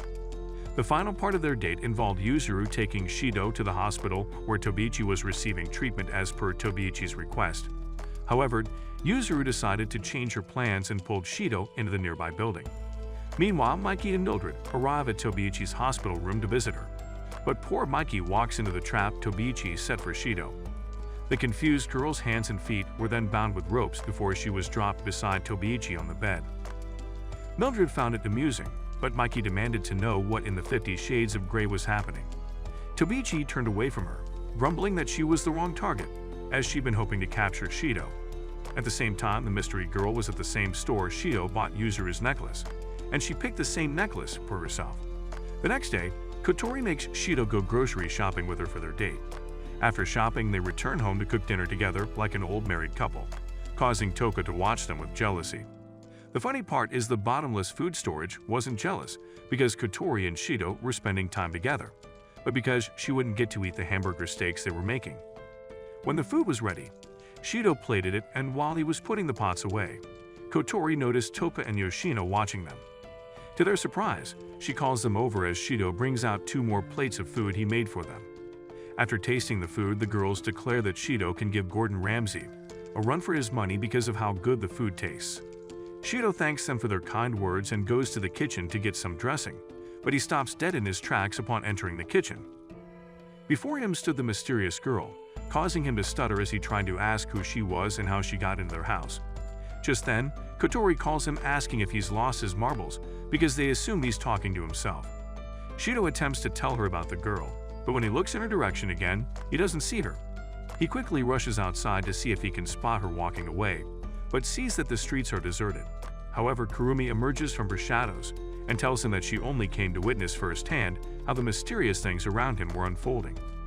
How she spoke made him realize that the sneaky witch could see the sphere, so he asked if she knew what the sphere was and why no one else could see it. The only thing Kurumi tells him is that he is already on the right path with what he's doing to get rid of the sphere. She then turns her attention to the other side of the road where the mysterious girl is seated and tells Shido she will speak to him another time. After she leaves, Shido focuses on the mystery girl. Unfortunately, the girl runs off before he can question her, so he's left standing on the road calling out to the darkness. The next day, he meets Toka for their date, and to his surprise, she takes him to the food court for their date. When he questions her choice for their date, she tells him it's because no one else ate nearly enough on their dates. She said she wants him to be the Shaggy to her Scobby as they spend the rest of the day stuffing themselves full like your mom's famous Thanksgiving turkey. Shido is shocked, but because it's Toka, he agrees and they begin their food quest. Later that day, while eating at a restaurant, Shido noticed the mysterious girl sitting on the table next to theirs.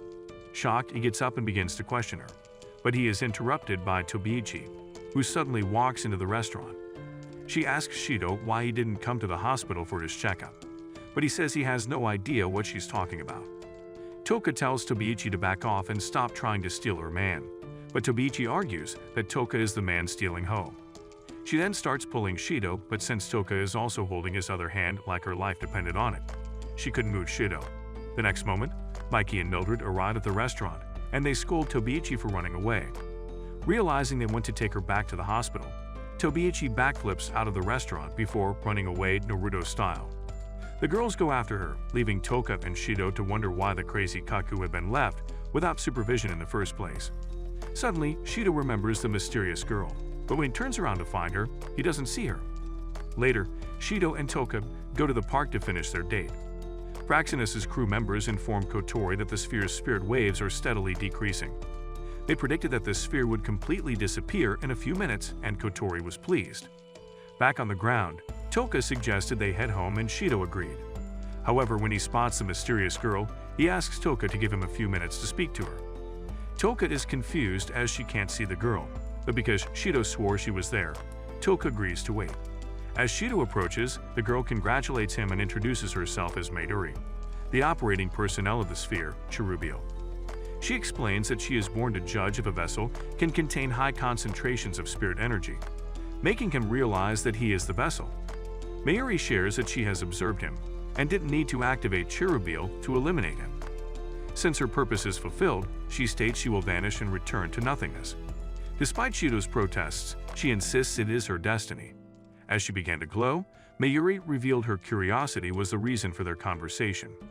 When Shido tried to reach her, a powerful energy surge pushed him back.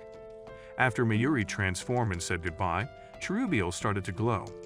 The other girls arrived just in time to see Cherubial change from a disco ball into an angel. It then attacks them before they can react. Fortunately, thanks to the girls, Shido is unharmed. Toka is the first to question Shido about what is going on as Mayuri becomes visible to them for the first time. He tells her that he will explain things later because they need to focus on Cherubial, who begins to attack them again. While the girls defend themselves against Cherubial's attacks, Kotori orders her people to disable the ship's invisibility and redirect the ship's magical power to the hydrofolia. Once they had done that, the hydrofolia was launched at Cherubial, and after they were activated, Cherubial was propelled upwards. This was because the foila created a defense barrier above the city, so when Cherubial attacked again, the city remained safe. Kaguya whines about being in the defense, insisting she wants to fight, so Yuzuru agrees to go with her. Toka and Yoshino also join the fight while Miku opts to stay with Shido so she can protect him. As the battle continues, the girls do their best to overpower Cherubial, but it is too strong, so Kotori orders them to move out of the way so that Fraxinus's cannon will get rid of it. Unfortunately, the cannon's blast didn't affect the angel, and while they're trying to figure out what to do next, Cherubial captured Mayuri using a smaller sphere. It then continues attacking the girls, ignoring Mayuri's commands to leave them alone. This makes her wonder what went wrong because Cherubial wasn't supposed to attack since the girls' emotions were stable. Inside the ship, Kotori and her crew wonder the same thing, and as they notice that Cherubial's attacks are becoming stronger, Takemiya leaves to join the fight. Just then, the ship picks up another spirit signal, and they realize that Cherubial isn't going berserk because of the girls. Outside, Mayuri deduces the same thing and realizes that the emotions causing Cherubial to go crazy are hers. As the girls continue their assault on Cherubial, Takemiya charges at it, but Shido stops her before she can attack.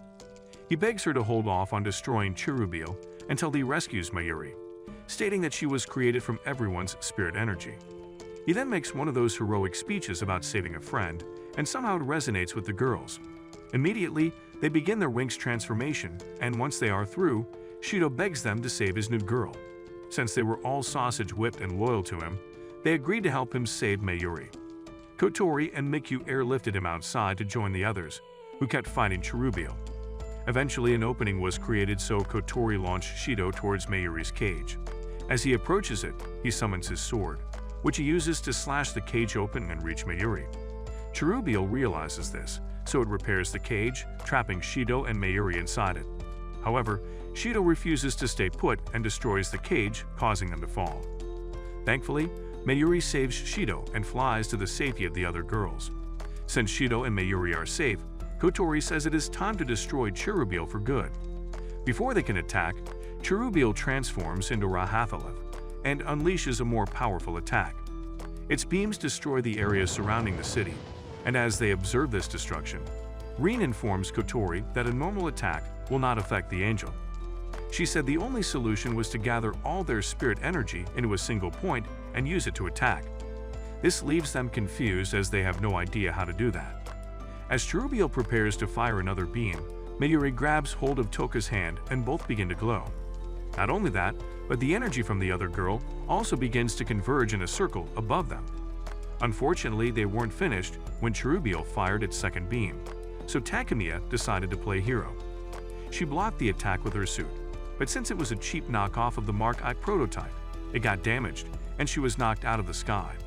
Cherubial began heading towards Shido and the girls, so Shido grabbed Sandalphon from Toho and charged at the angel. The girls called out to him, begging him to return, but Shido was determined to prove that his plot armor was solid. However, Cherubial was stronger than he was and would have fried him to a crisp if Toka hadn't come to his rescue. What happened was that the energy ring hit Toka, and she had another transformation, so she went to help Shido. She told him to leave Cherubial to her, and handed him over to Mayuri before turning her attention to the angel. As Toka fights Cherubial, Mayuri explains to Shido that the only way to stop Cherubial is to physically destroy it and disrupt its supply of spirit energy simultaneously. As soon as she finishes her explanation, she kisses him so he can seal her, and by doing so, she gives Toka an opening to destroy Cherubiel.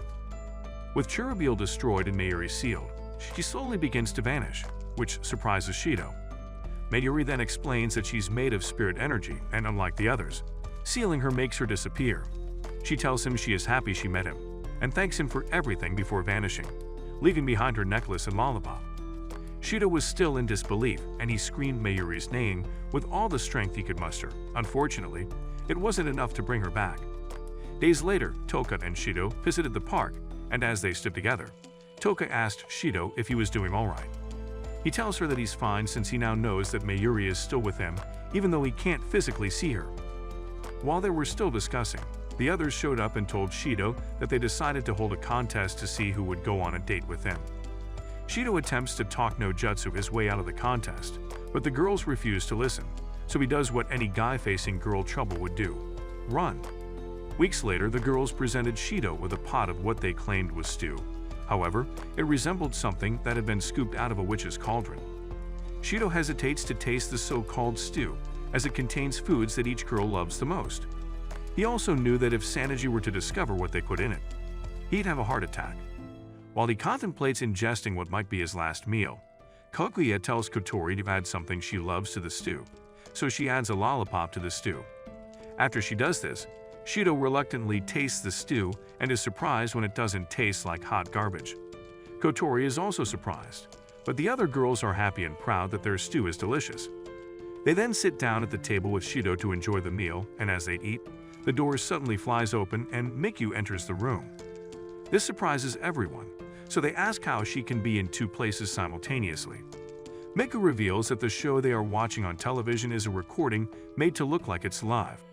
After her revelation, she joins them at the table and they serve her a bowl of stew, which burns her lips when she tries to taste it. A worried Shido asked if she was alright, and the stinky vixen told him that if he kissed her, her lips would be healed. When she begins leaning in for a kiss, the other girls burn their lips and request that he give them kisses too. Upon hearing this, Miku brightens up and tells the girls that she will kiss their boo-boos, but they reject her offer. Just then, someone rings the doorbell, and when Shido goes to check who it is, he finds Tobiichi standing in the hallway with a steaming pot. She tells him the pot contains a stew made from turtles, scorpions, and seal body parts, all boiled in an energy drink.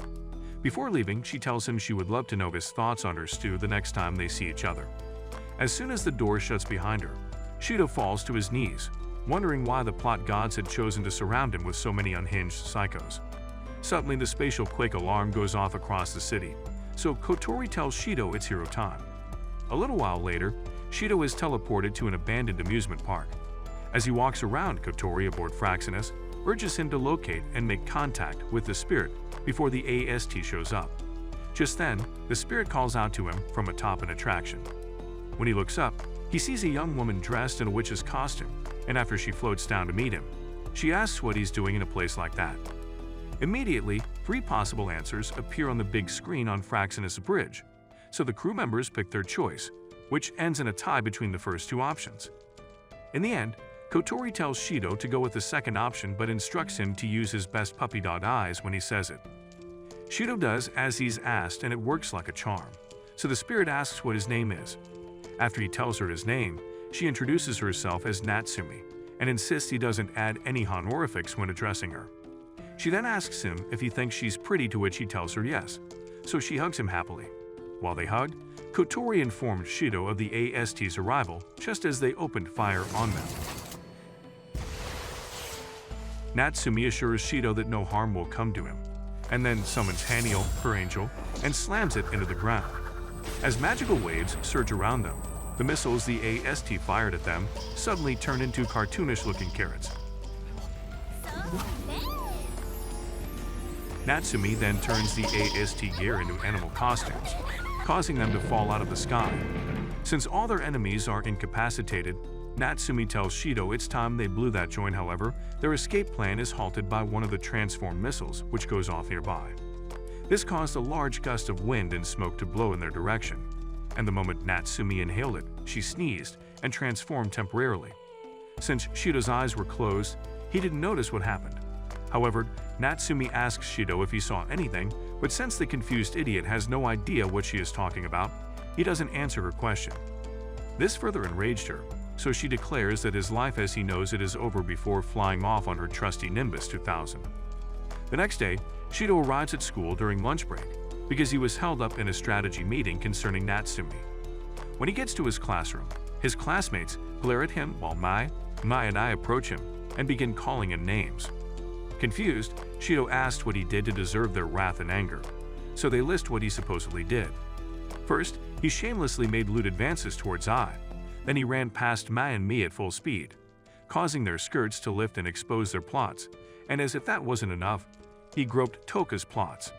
Shido denies all their allegations and tries to defend himself, but the girls refuse to listen to the trash he is spewing.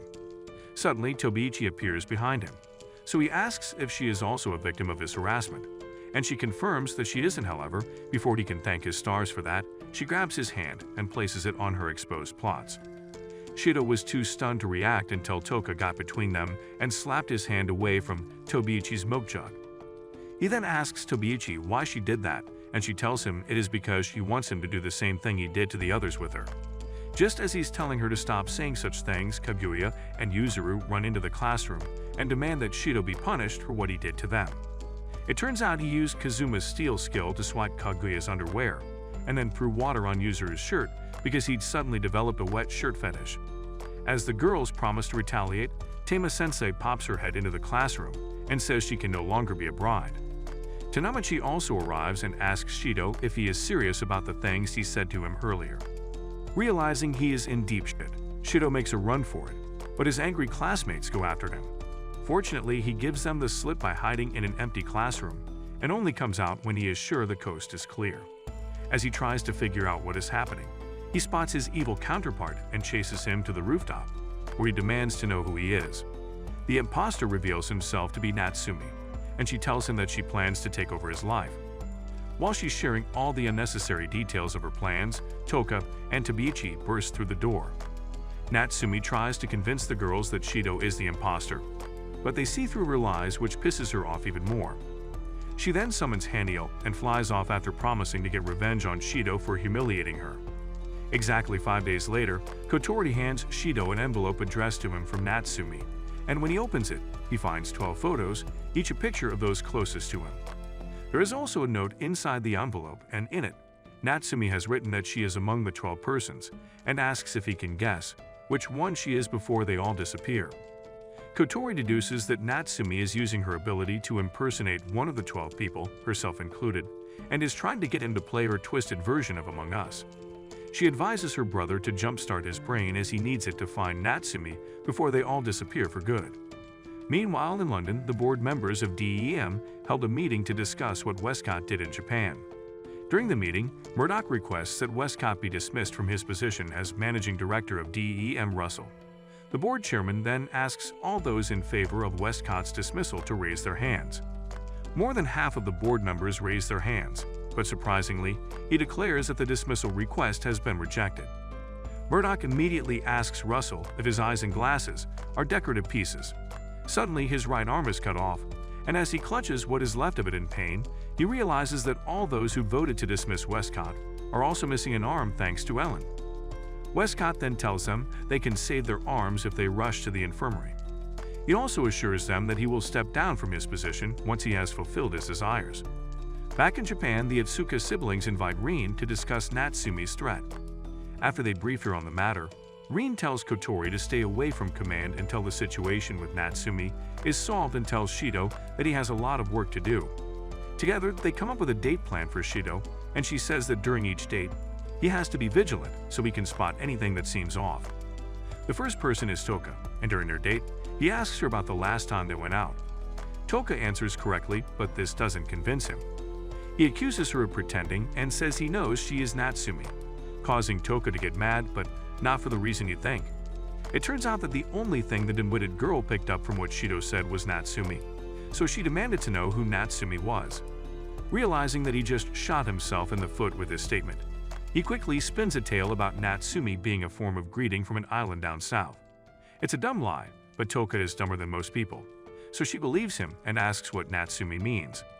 Once again, Pinocchio's star pupil tells her that the word Natsumi means I love you, causing her to blush. However, when she tries to question him further, he quickly draws her attention to a restaurant doing a lunch buffet. He tells her they can't pass up the opportunity to eat there, and Toka reluctantly agrees, which he finds odd. Toka further raises his suspicion by returning to their table with a plate that barely had any food on it. Even Fraxinus's crew members were surprised when they saw her plate, as they couldn't believe that Toka, weighed just as much as Goku if not more, had chosen not to fill her plate. As Shido watches Toka eat, he wonders if she is the real Toka, but still asks if she's feeling alright. This makes Toka admit that she saw on television that girls who eat like gluttonous pigs are a turnoff for guys. She tells him she doesn't want him to be turned off by her, but he assures her that it will never happen as he likes girls who have healthy appetites. His words instantly lift Toka's spirit, and she wastes no time getting more food.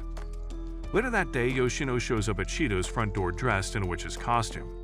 She shyly tells him trick or treat, stating that she will trick him if he has no treats for her. He then takes her to the kitchen where he serves her pancakes since he has no treats. While she is eating happily, he asks if she remembers the food she ate the first time she visited him at home.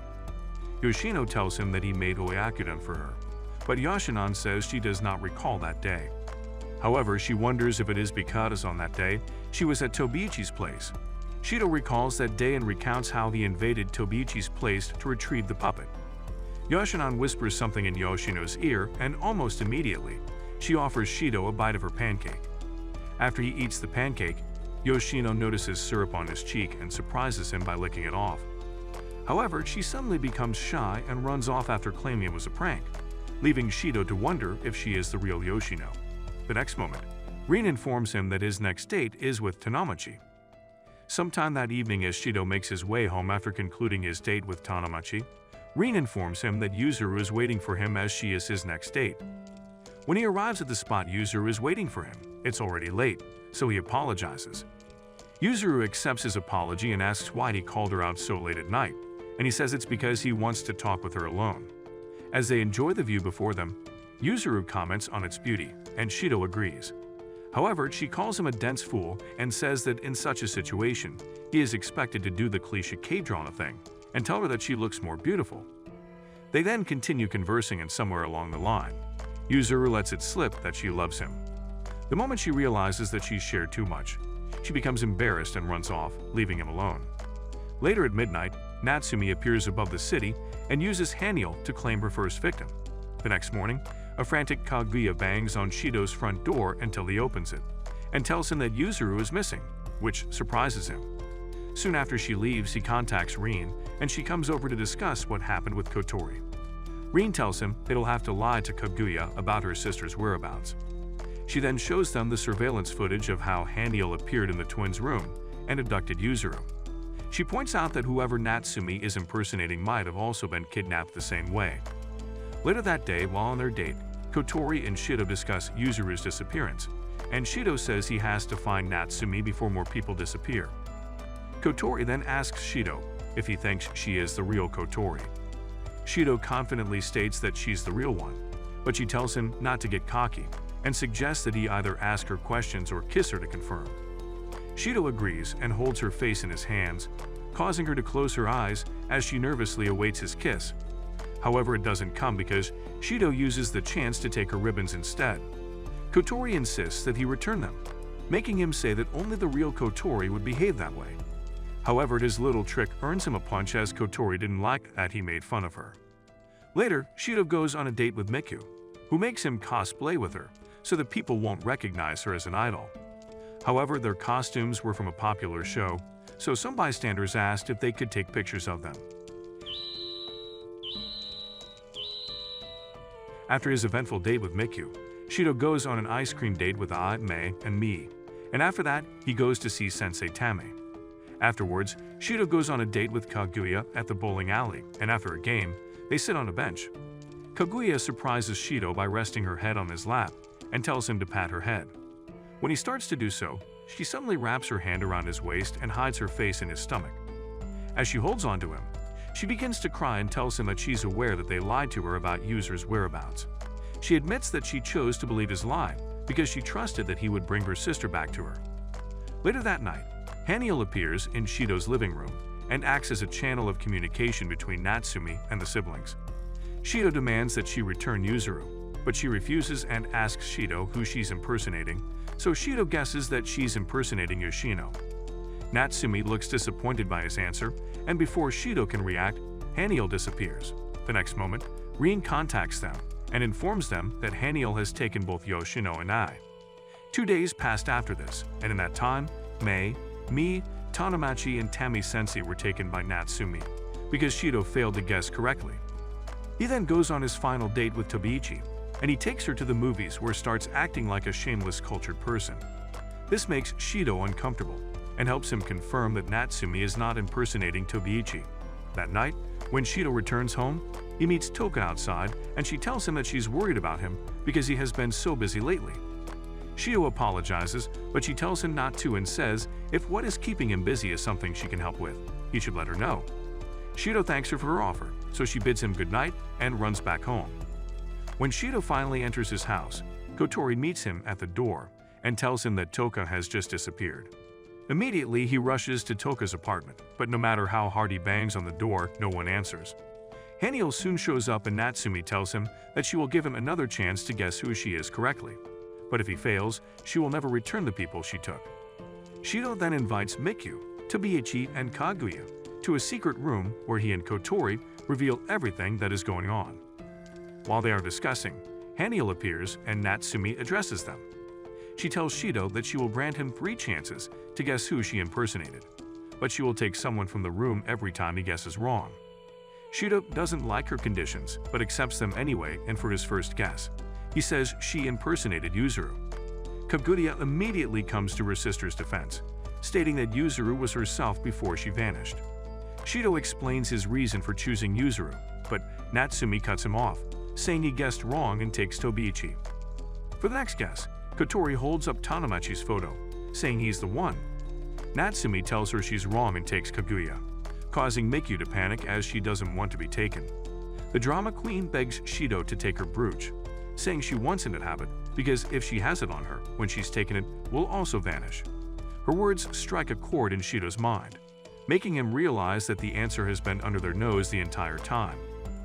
He then picks Yoshino's photo and shows it to Natsumi. He says she's impersonating Yoshino, which surprises Natsumi. Shido keeps insisting that he is right, which annoys Natsumi so much that Haniel starts cracking. Suddenly, all the people she took reappear in the room, and after ensuring that they are okay, Shido approaches Natsumi, who he spots in a corner. He demands to know why she did what she did, so she turns around to face him. To everyone's surprise, she doesn't look like the Natsumi they know. When Natsumi realizes that everyone can see that she's not the big melon baddie she pretends to be, she screams and quickly changes back. However, she angrily tells them that they will pay for discovering her secret, and before she makes a dramatic exit, she turns the girls into children. The following day, the girls nearly drove Shido crazy with how much they bugged him for unnecessary things and how much they argued with each other over stuff. Fortunately, Rin shows up with cookies, which they give to the girls to distract them while they discuss. Shido asks if they have found Natsumi's whereabouts, and she tells him that they haven't. Later that night, Westcott tells Ellen that her new assignment is to capture Natsumi before Shido can seal her like he did the others. At Shido's school the next day, Sensei Tame comes looking for him in his classroom to inform him that he has visitors. Before she can complete the sentence, the girls pop out from behind her like confetti. Shido's classmates ask who the girls are, and Tobiichi responds, saying he's their father. Everyone is surprised by this, but Shido swears that it isn't true, and claims the girls are the children of his relatives. Fortunately, they believe him, so he tells the girls it is time to go home, but an unexpected thing happens the next moment. Toka's dress is suddenly transformed into a swimsuit, and she screams, demanding to know what Shido has done to her clothes. This makes his classmates accuse him of being a disgusting sicko like Ahsoka, but Shido ignores them. He soon realizes Natsumi is responsible for what happened, so he gathers the girls in his arms and runs home.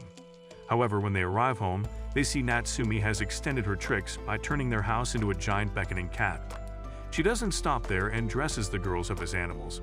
She locks them in a cage and swaps Shido's clothes with that of a ringmaster, making it look like the girls are his playthings.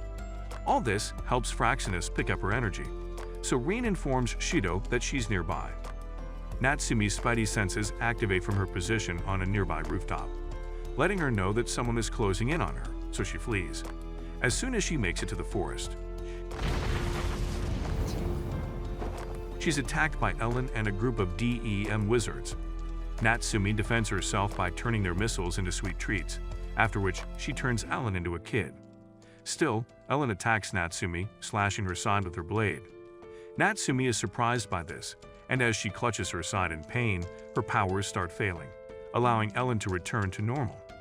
Ellen then prepares to finish Natsumi, but she's stopped by Toka, who suddenly arrives. The twins knock the DEM wizards out of the sky while Shido rushes to check on Natsumi. He assures her they will help her, but Ellen says she will not allow them to do that. To prove her wrong, Miku uses her angel to control the bodies of the DEM wizards. She makes them body pile Ellen, which gives Shido and the girls enough time to escape before Ellen throws them off her. Meanwhile, at the DEM headquarters, Murdoch and the other board members who Ellen cut off their arms meet to discuss. Murdoch informs them that Westcott is in Japan, so it is time for them to get rid of him. He says the company plans to dispose of the satellites they are no longer using. Murdoch proposes they drop them on Tengu City to ensure that Westcott crosses to the other side. Back in Japan, Tobiichi receives a call that she's about to be punished, and the next moment, she sees some low-budget men in black entering her apartment.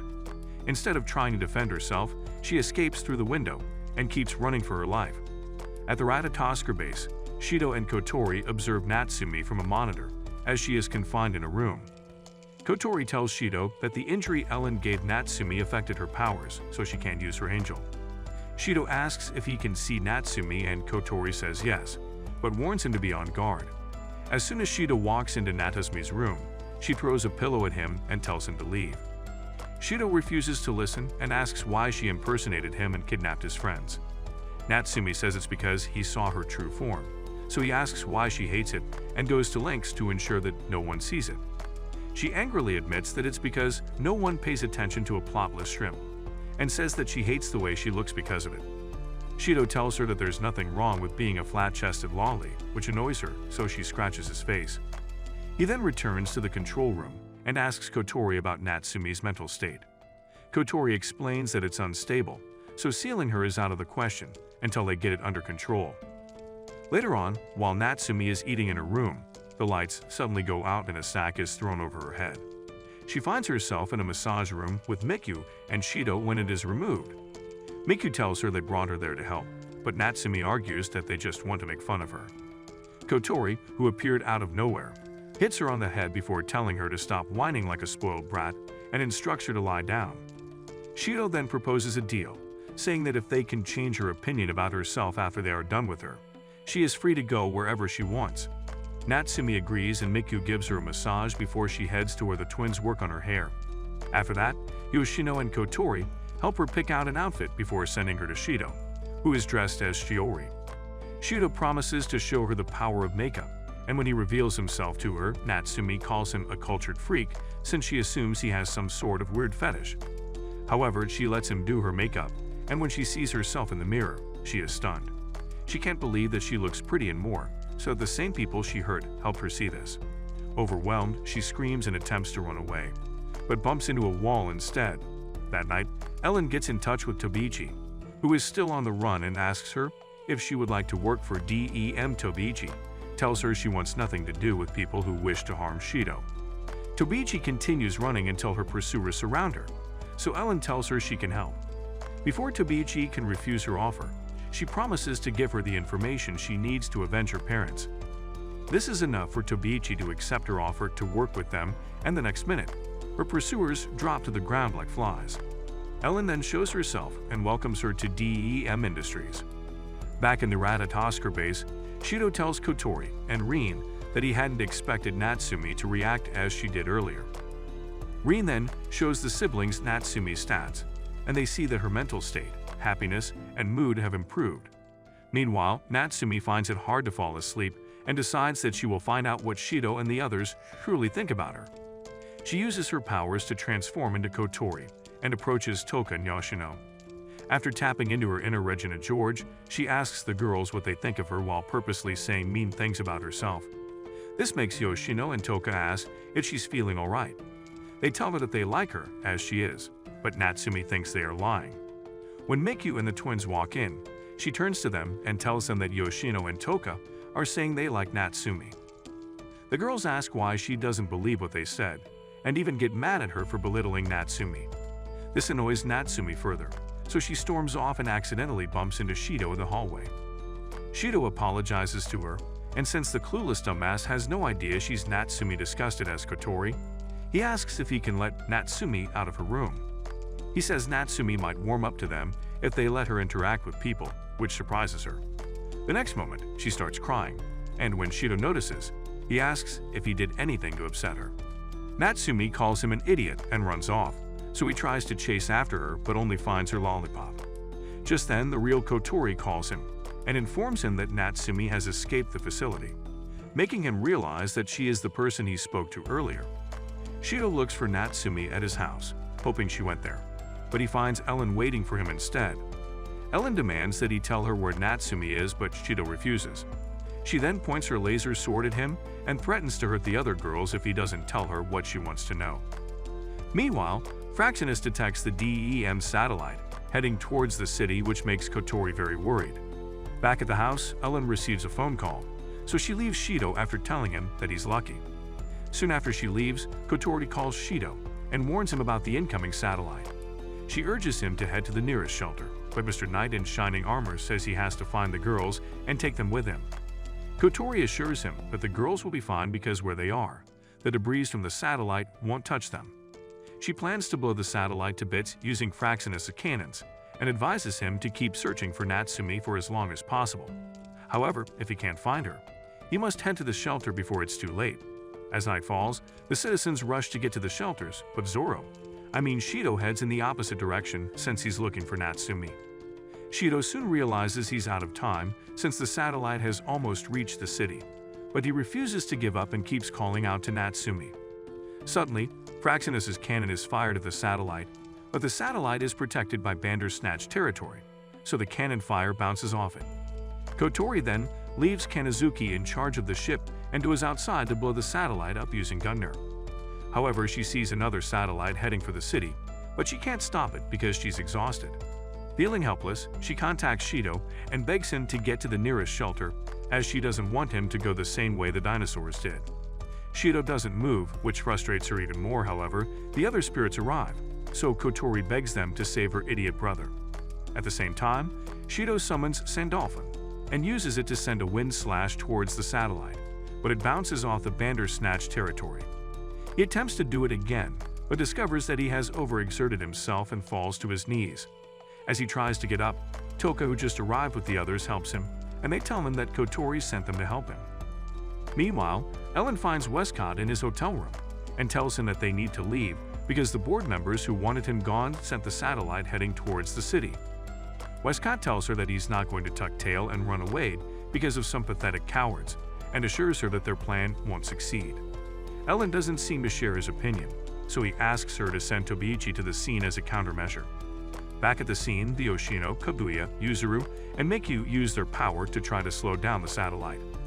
Shido then asks Toka to help him take out the satellite, but she says it isn't possible because the satellite is rigged with explosive magic. She adds that the best way to get rid of it will be to do it higher up in the sky, so the twins use their wind powers to push the satellite as high as possible.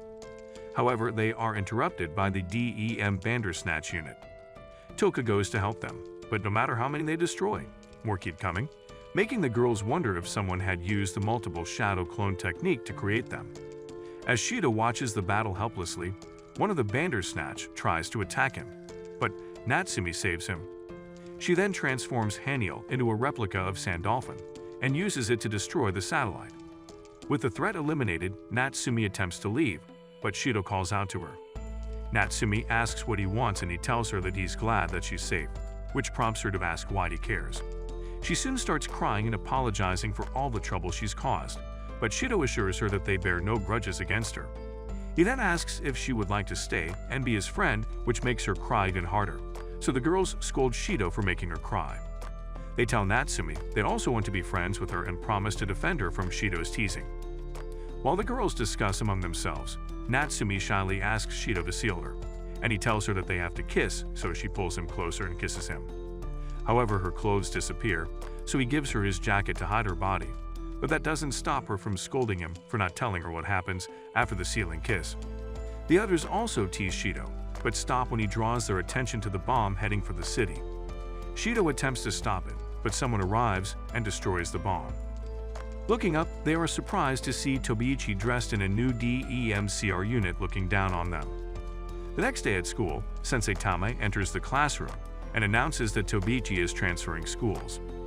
Upon hearing this, our lover boy stands up and demands to know what school Tobiichi will transfer to, so Tame tells him is a school in England. This makes him realize that Tobiichi will be working with DEM, so he gives his usual stomach ache excuse and leaves the classroom. After leaving school, Shido calls Tobiichi's cell phone, but he gets redirected to voicemail, so he goes looking for her in her apartment. He rings the doorbell, but nobody answers, so he tries to open it, and is surprised to find it unlocked. He then walks in, hoping to find Tobiichi, but is met by an empty house, leaving him feeling disappointed. Suddenly, someone covers his mouth and nose with a cloth, causing him to pass out, and when he wakes up later, he's tied up in a chair. As he attempts to pull a Houdini, Tobiichi walks into the room, so he asks her to untie him. She refuses, so he asks if she joined DEM, and if Westcott was the one who ordered his kidnapping. Tobiichi tells him that she joined DEM, but says that the Gojo wannabe has nothing to do with her kidnapping him. She explains that she did it to keep him away from her fight with the spirits. Shido argues that the girls have nothing to do with her parents' deaths, but Tobiichi says that all spirits are the same and she will not allow them to keep on existing.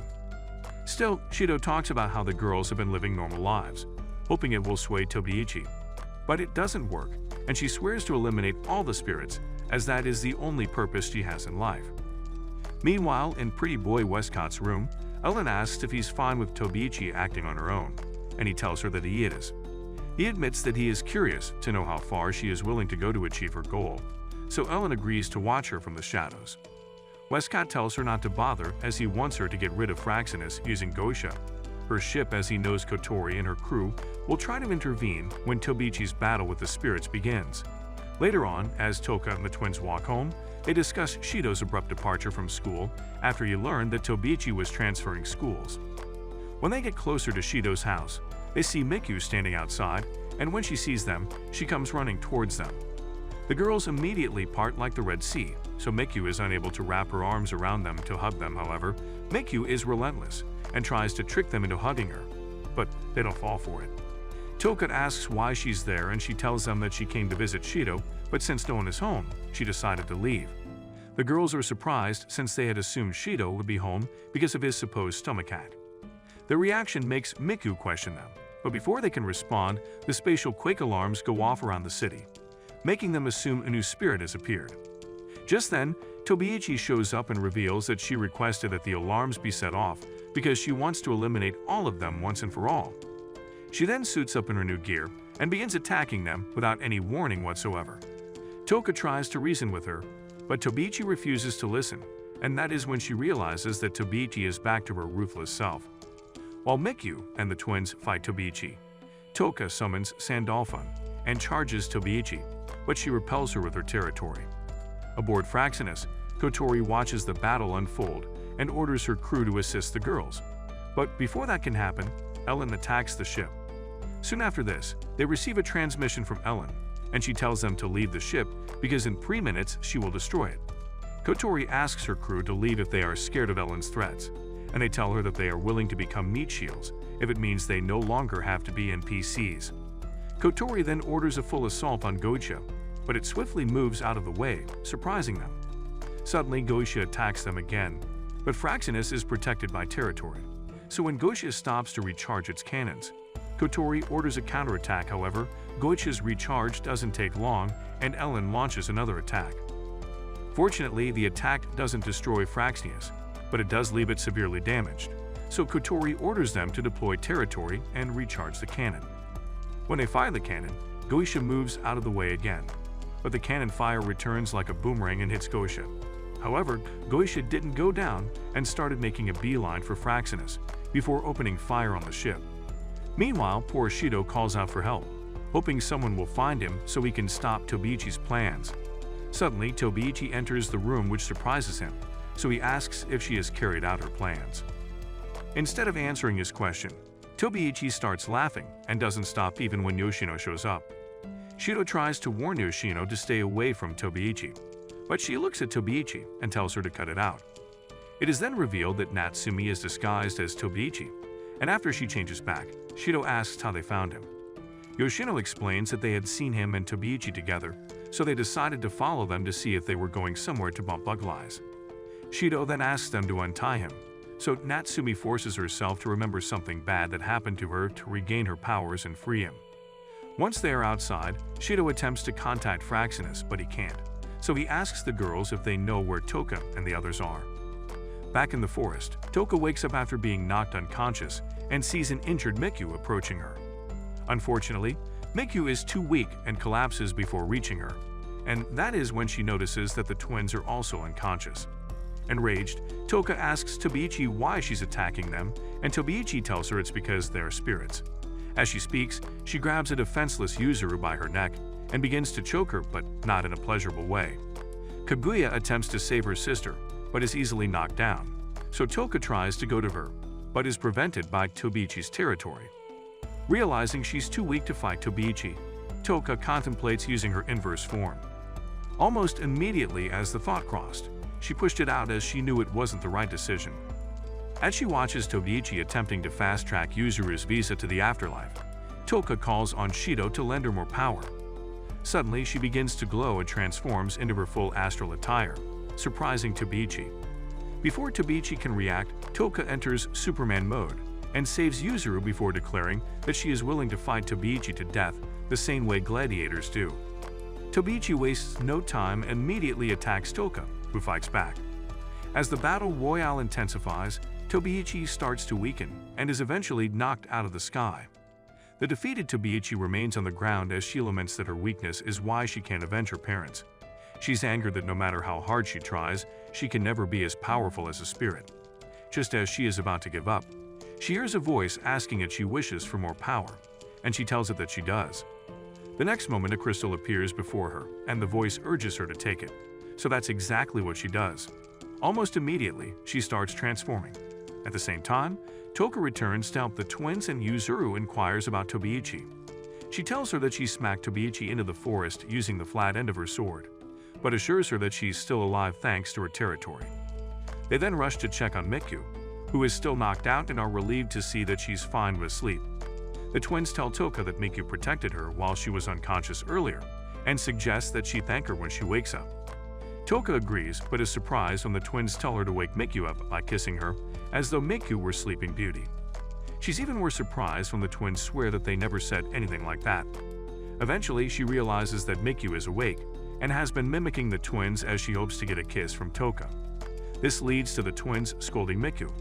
But Miku isn't bothered and even gropes their watermelons as she begs them to forgive her for her deceit. Suddenly, the girls see a bright light, which upon closer inspection is revealed to be Tobiichi, who is now a spirit. Immediately, Toka instructs the others to run, saying that she can't fight Tobiichi and protect them at the same time, so they skedaddle, leaving her alone with Tobiichi. The next moment, Tobiichi summons her angel, Metatron, who takes the form of floating cannons around her. Toka angrily asks Tobiichi why she became a spirit, which makes Tobiichi realize what her new powers mean. However, she tells Toka that it changes nothing because her goal is still to annihilate the spirits, adding that when she's done, she'll do the same to herself. She then attacks Toka, and as the two battle, Toka asks Tobiichi to reconsider her decision. Tobiichi refuses, reaffirming that her resolve and mission will not change, so Toka tells her that she will punish her. Just as the battle reaches its peak, with both girls about to blast each other off the face of the earth, Shido arrives and screams at them to stop fighting. It works because they turn to look at him, but Tobiichi is too embarrassed to face him and flies off.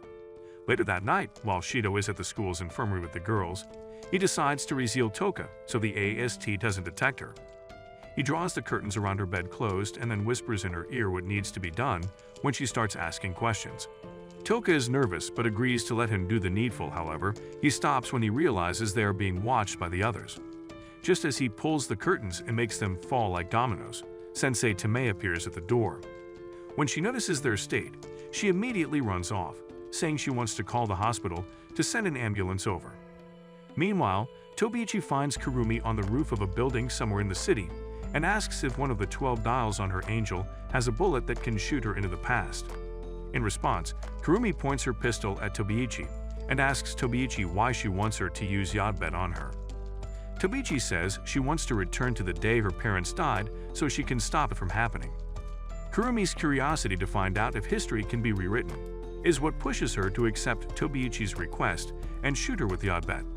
Tobiichi soon finds herself in Teng City exactly 5 years ago, so she summons Metatron. As she flies above the city, she sees the younger versions of Kotori and Shido. Not too far from them is Phantom, so without thinking, Tobiichi attacks Phantom. Confused, Phantom approaches Tobiichi, asking why she is attacking her when they have never met before. Tobiichi doesn't respond and tries attacking her again, but Phantom moves out of the way and reappears behind her as she points out that Tobiichi is from the future.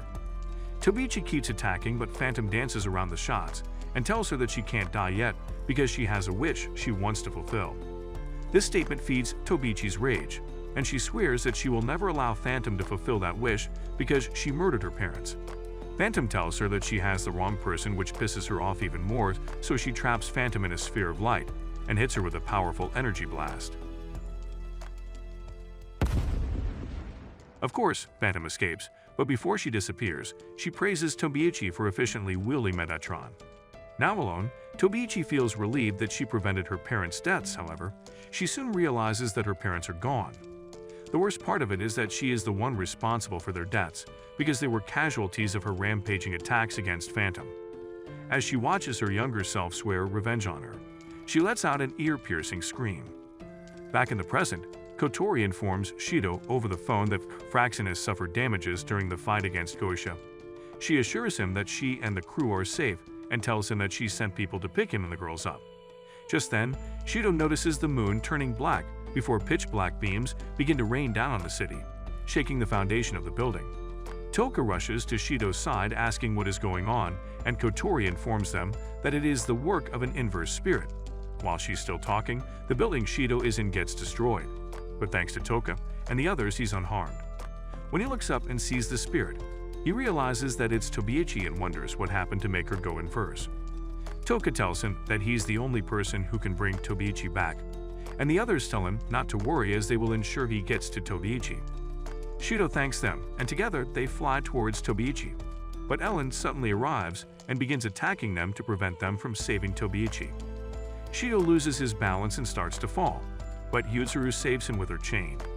She then flings him towards Tobiichi, and once he gets closer to her, he attempts to shake her back to her senses.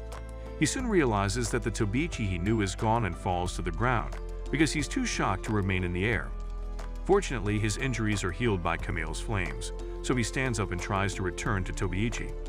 Before he can, Fraxinus arrives at the scene, and just as Kotori tells Shido they will transport him to Tobiichi, Metatron's cannons open fire on the ship. Shido watches helplessly as the ship goes down, but before he can attempt anything, Kurumi appears and holds him in place with her shadows. Shido begs her not to interfere as he has to save his friends, but she tells him it's a hopeless dream. She says Tobiichi is beyond saving and then shoots him with the Yodbet, and when next he opens his eyes, he finds himself in a peaceful Tenji city. He spots Sensei Tame and tries to talk to her, but she has no idea who he is and walks away. That is when he hears Kurumi's voice in his head, telling him that she sent him to the past to reverse the disaster that is unfolding in the present. She then explains that she sent Tobiichi to the past as per her request, making Shido realize that whatever happened, there is the reason Tobiichi went inverse. Shido decides to find Tobiichi and takes a shortcut through his house, but is seen by his neighbor, who mistakes him for a thief. He quickly runs away, but she chases after him, so he uses Natsumi's powers to change into his younger self. When the woman sees him, she doesn't suspect he's the one she was chasing and tells him to be careful as a thief is lurking about. Soon after she walks away, an explosion occurs on the other side of the city, indicating that Kotori has just become a spirit. He rushes to the scene and arrives just in time to witness Tobiichi's attacks on Phantom. He attempts to get Tobiichi's attention by calling her name, but she doesn't hear him as she is too focused on Phantom. Still, he continues chasing after her until he arrives at the street where her parents meet their demise. The force of the beam that incinerated them pushed him back, causing him to hit a wall. However, he gets up and rushes to Tobiichi, but stops short when he realizes that the spirit responsible for her parents' death is her. He watches as the younger Tobiichi swears to find and eliminate her older self without realizing it. After the future Tobiichi disappears, Shido notices that the building beside the younger Tobiichi is about to collapse and crush her. He immediately rushes to her and pulls an Avengers-level save, after which he engulfs her in a hug. He tells her that she isn't alone, and says he's willing to carry all her sadness and hatred. His words made Tobiichi burst into tears, and when she finally settled down, she asked what his name was. When he tells her, she says she will let him carry her sadness and joy, but will continue holding on to her hatred. She also swears never to smile or laugh again until she's had her revenge on the spirit who isekai'd her parents. After she walks away, Shido changes back to his older self as he accepts that all is lost, but Kurumi says it isn't. She explains that she got a visit from his future self, who gave her an idea of how to fix the problem. She instructs Shido to locate her past self and have her shoot him with Yodbet, so he can return to the past again. Shido finds Captain Kurumi, the one-eyed pirate on a rooftop, and asks her for her help, but she threatens him with her pistol instead. Future Kurumi then tells Shido to ask her younger self to hold his hand so she can communicate with her. Eye Patch Kurumi reluctantly agrees to touch him after Shido makes the request, and she is surprised to hear her future self. However, she listens to what she has to say and agrees to shoot Shido with the Yodbet, because she can't refuse a request from herself. After getting shot, Shido arrives in the past a few minutes before Tobiichi, and decides the best thing is for Phantom not to be around when she arrives. He then goes to the park where Phantom gives Kotori her spirit crystal, and waits there until he sees Phantom. When he approaches her, she recognizes him and runs away, so he chases her. When he catches up to her, she apologizes for running and explains that she ran because she didn't want Kotori to overhear their conversation. Phantom then takes the form of a pink-haired girl, which she tells Shido isn't her true form. He asks if she knows who he is, and she says that she knows him very well before asking what he wants from her. Shido says he wants her to disappear, making her ask if that is a Shakespearean way of saying he wants her dead. Shido explains that he wants her to hide, and she tells him that she can't comply with his wishes because she has something important to do. She then uses her powers to hold Shido in place and moves closer to him as she promises to meet him again. She also says that when that happens, she will not make the mistake of letting him go again. As soon as she flies away, Tobiichi arrives and begins attacking her like before, but Shido is determined not to let history repeat itself. He runs to the street where the younger Tobiichi and her parents are and pushes her parents out of the way before the blast occurs. When next he opens his eyes, he is in his bedroom, and everything is back to normal. Shido wonders if his actions are the reason he now stands in a peaceful world, but his thoughts are interrupted by Kotori, who enters his room. Shido starts questioning her about Fraxinus and everyone else, but Kotori has no idea what he's talking about. When he suddenly hugs her, she wonders if he's been body snatched by aliens, but he assures her that he's the real Shido and says he's glad that she's safe. Later that day in school, Shido stares at Tobiichi's empty desk wondering if she's late. Sensei Tame soon comes in and starts the roll call, but Shido cuts her off when she doesn't call Tobiichi's name when she's supposed to.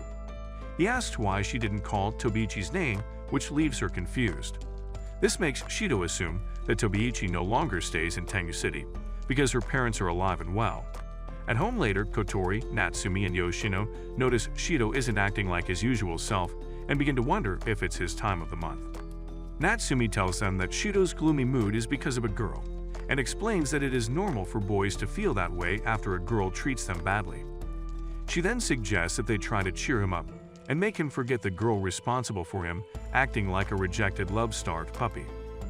Unaware of their plans, Shido continues cooking until Yoshino and Kotori walk into the kitchen looking like his wet dreams.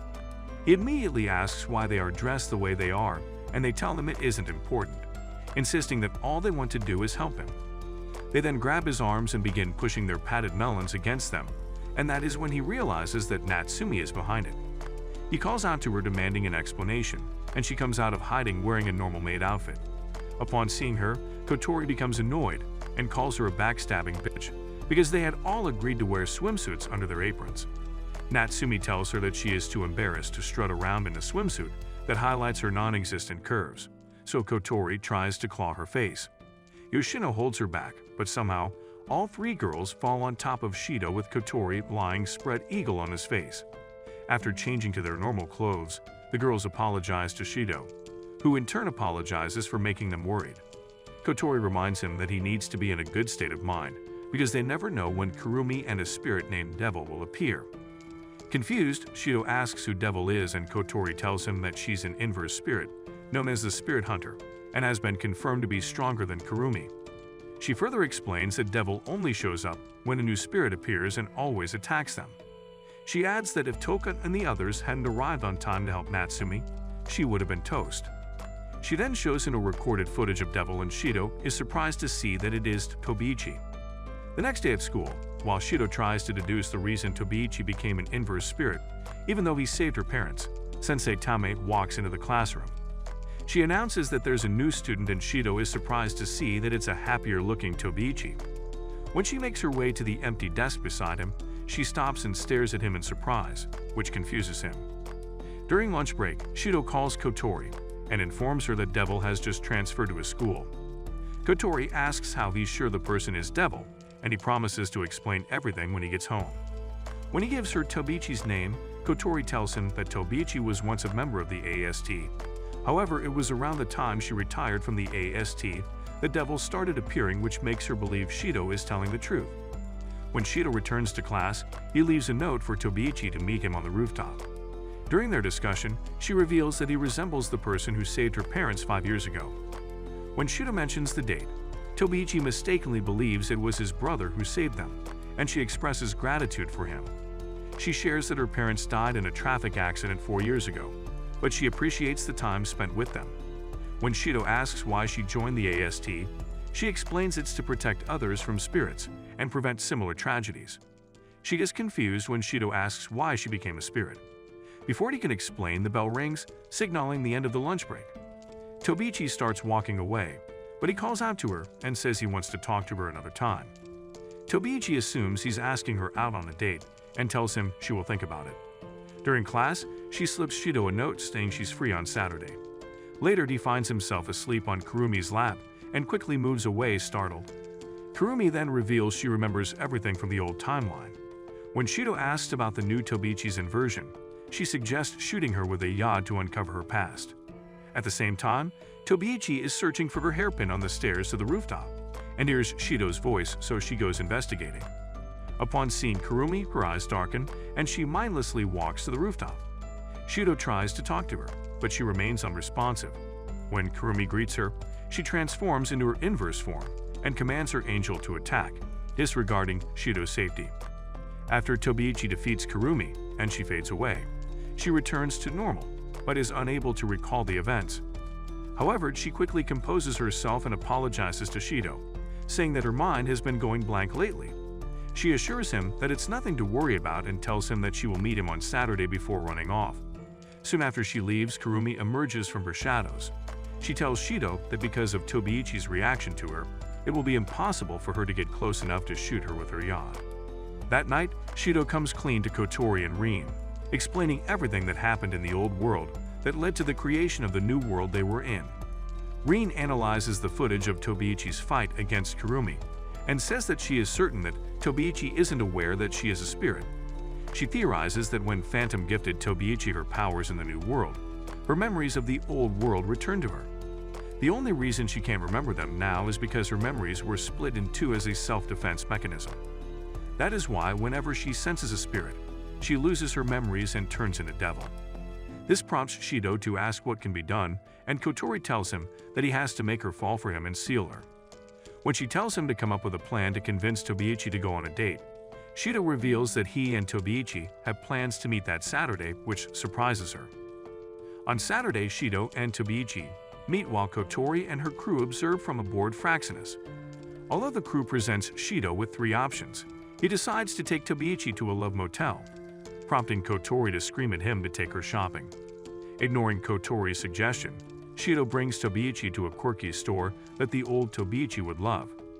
She initially wants to leave, but is shocked to find she has picked up a few items without realizing it. Shido offers to buy Tobiichi a dress to apologize for their weird outing. However, he hears her scream in the dressing room, so he rushes in and finds her on the floor in a suggestive animal costume, embarrassed and unsure how she picked it. Later, at a restaurant, Shido leaves for the bathroom, and when he returns, he finds Tobiichi resisting the urge to lick his spoon. She claims she picked it up off the floor because she's worried he might think she's a freak. During her explanation, Tobiichi accidentally knocks over Shido's cup of water, causing him to expose his stomach. She quickly takes photos of it, claiming her body moved on its own. Later at the park, Tobiichi apologizes for her earlier behavior and discusses her feelings about spirits, expressing that she doesn't think it's right to eliminate them. Shido empathizes with her, stating that even his brother who died because of a spirit wouldn't want to see any spirit harmed. Her mood lifts, and Kotori tells Shido to kiss her to seal her powers. When he starts leaning in, Tobiichi panics and tries to back away but accidentally bumps into the railing. The railing breaks and she's about to fall to her death, but Shido grabs her hand, injuring his in the process. After he pulls her to safety, she falls on top of him, and as she starts thanking him for saving her, she notices his injury being healed by Camille's flames. Immediately, her eyes go dark, and she begins to transform into her inverse form. Kotori tells Shido to flee, but he refuses, saying he needs to save Tobiichi and attempts to break through her territory. It doesn't work, and he gets pushed back, so Kotori attempts to use Fraxinus' cannons to help him. This results in Satan surrounding the ship and shooting it down, causing Shido to scream. As he helplessly watches Fraxinus fall, Tobiichi tries to attack him, but Toka arrives at that moment and saves him. The others are also with her, and Shido begs them to help him save Tobiichi. The girls agree and create a path for him to reach Tobiichi by using their powers to force her territory open. Meanwhile, the new Tobiichi finds herself in an empty void inside her subconscious. As she walks around, she comes across the old Tobiichi, who ensures that she shares her real memories with her. The new Tobiichi refuses to accept them, but the old one tells her that no matter what she does, it will always be her reality. As her body slowly becomes engulfed in the darkness, the new Tobiichi cries out for someone to help her. Just then, a crack appears in the void and they hear Shido's voice urging them not to give up. He reminds them of the promise he made to always be there for them and carry their burdens. He then begs them to reach out to him, and both girls oblige, merging into one as they do so. Shido holds her in his arms as she cries her heart out and apologizes to him for burdening him with feelings she assumed was love. Shido tells her that he doesn't mind, and as her inverse form changes, he kisses her lips, sealing her once and for all. Days later, during their physical tests, Shido exhibits unusual physical abilities and suddenly passes out. The girls take him to the Ratatosker base to have him checked out, and it is discovered that all the spirit power in his body is causing it to overheat. It is also responsible for his sudden power boost, and if they don't do something about it, he will go on a rampage. Rin tells the girls that the only way to help Shido is for all 8 of them to kiss him, so that all the spirit power in his body will flow accordingly. While they are discussing, they are informed that Shido has escaped, so they rush to the infirmary and find that the place has been wrecked. The girls are surprised as the place looks like it was smashed up by the Hulk. Fortunately, Kotori locates Shido, so they head out to retrieve him. Meanwhile, Shido comes across Ellen, who he attempts to rizz up by turning on his charm and saying all the right words. Ellen tries to act like Shido's words aren't making her floodgates shake, but he sees right through her. In a desperate attempt to escape him, she tries to attack him, but her plans fail and she ends up in his arms instead. Shido then lets go of her and continues on his way, leaving Ellen all bothered and hot for reasons she can't explain. As he walks around town, he suddenly starts singing like he's in one of those Disney musicals and somehow ropes the people around him into it. The girls soon find him and tell him that they have come to save him, but he tells them that if they want to do that, they have to make him fall for them. In other words, they have to Rizz the Rizzler, and after he says this, he leaves, asking them to let him know when they're ready. Determined to save Shido, the girls invite him to a private pool, where they compete to win his affection. Kanazuki referees while the crew monitors Shido's excitement. The twins start by licking the same ice cream cone, which gets him excited. Next, Natsumi uses her voluptuous body to entice him, but when her powers fade, Shido is unexpectedly excited by how baggy her swimsuit looks. When it is Yoshino's turn, her massage fails to excite him until she spills lotion on her dress and takes it off. Kotori easily excites him by calling him Oni-chan and using her puppy dog eyes. Tobiichi attempted to drug Shido, But after mistakenly drinking from the wrong glass, she became sweet and declared her love for him. Just as Toka is about to start, Shido loses control of his spirit power. Immediately he flies off. Rain warns that if he isn't stopped, he will cause a spatial quake worse than the one that occurred 30 years ago. The twins, Miku, Yoshino, and Natsumi go after him. But Kotori stays behind and attempts to eliminate him with a remote-controlled cannon orbiting the Earth. Before she can push the button, Toka and Tobiichi stop her and tell her to have faith that they can save him. As the others try to catch Shido, Kurumi shows up and uses her shadows to restrain him, but he breaks free. The twins then combine forces to capture him, and as they hold him in place, each girl kisses him. Once again, Shido breaks free, but the other girls find a way to kiss him. When it was Toka's turn, he summoned Sandolphin, and the both of them began fighting. The others try to intervene, but she tells them not to as she walks up to him and kisses him, because she finally realizes that she loves him. That's all for today. If you enjoy recaps like this, check out this video here.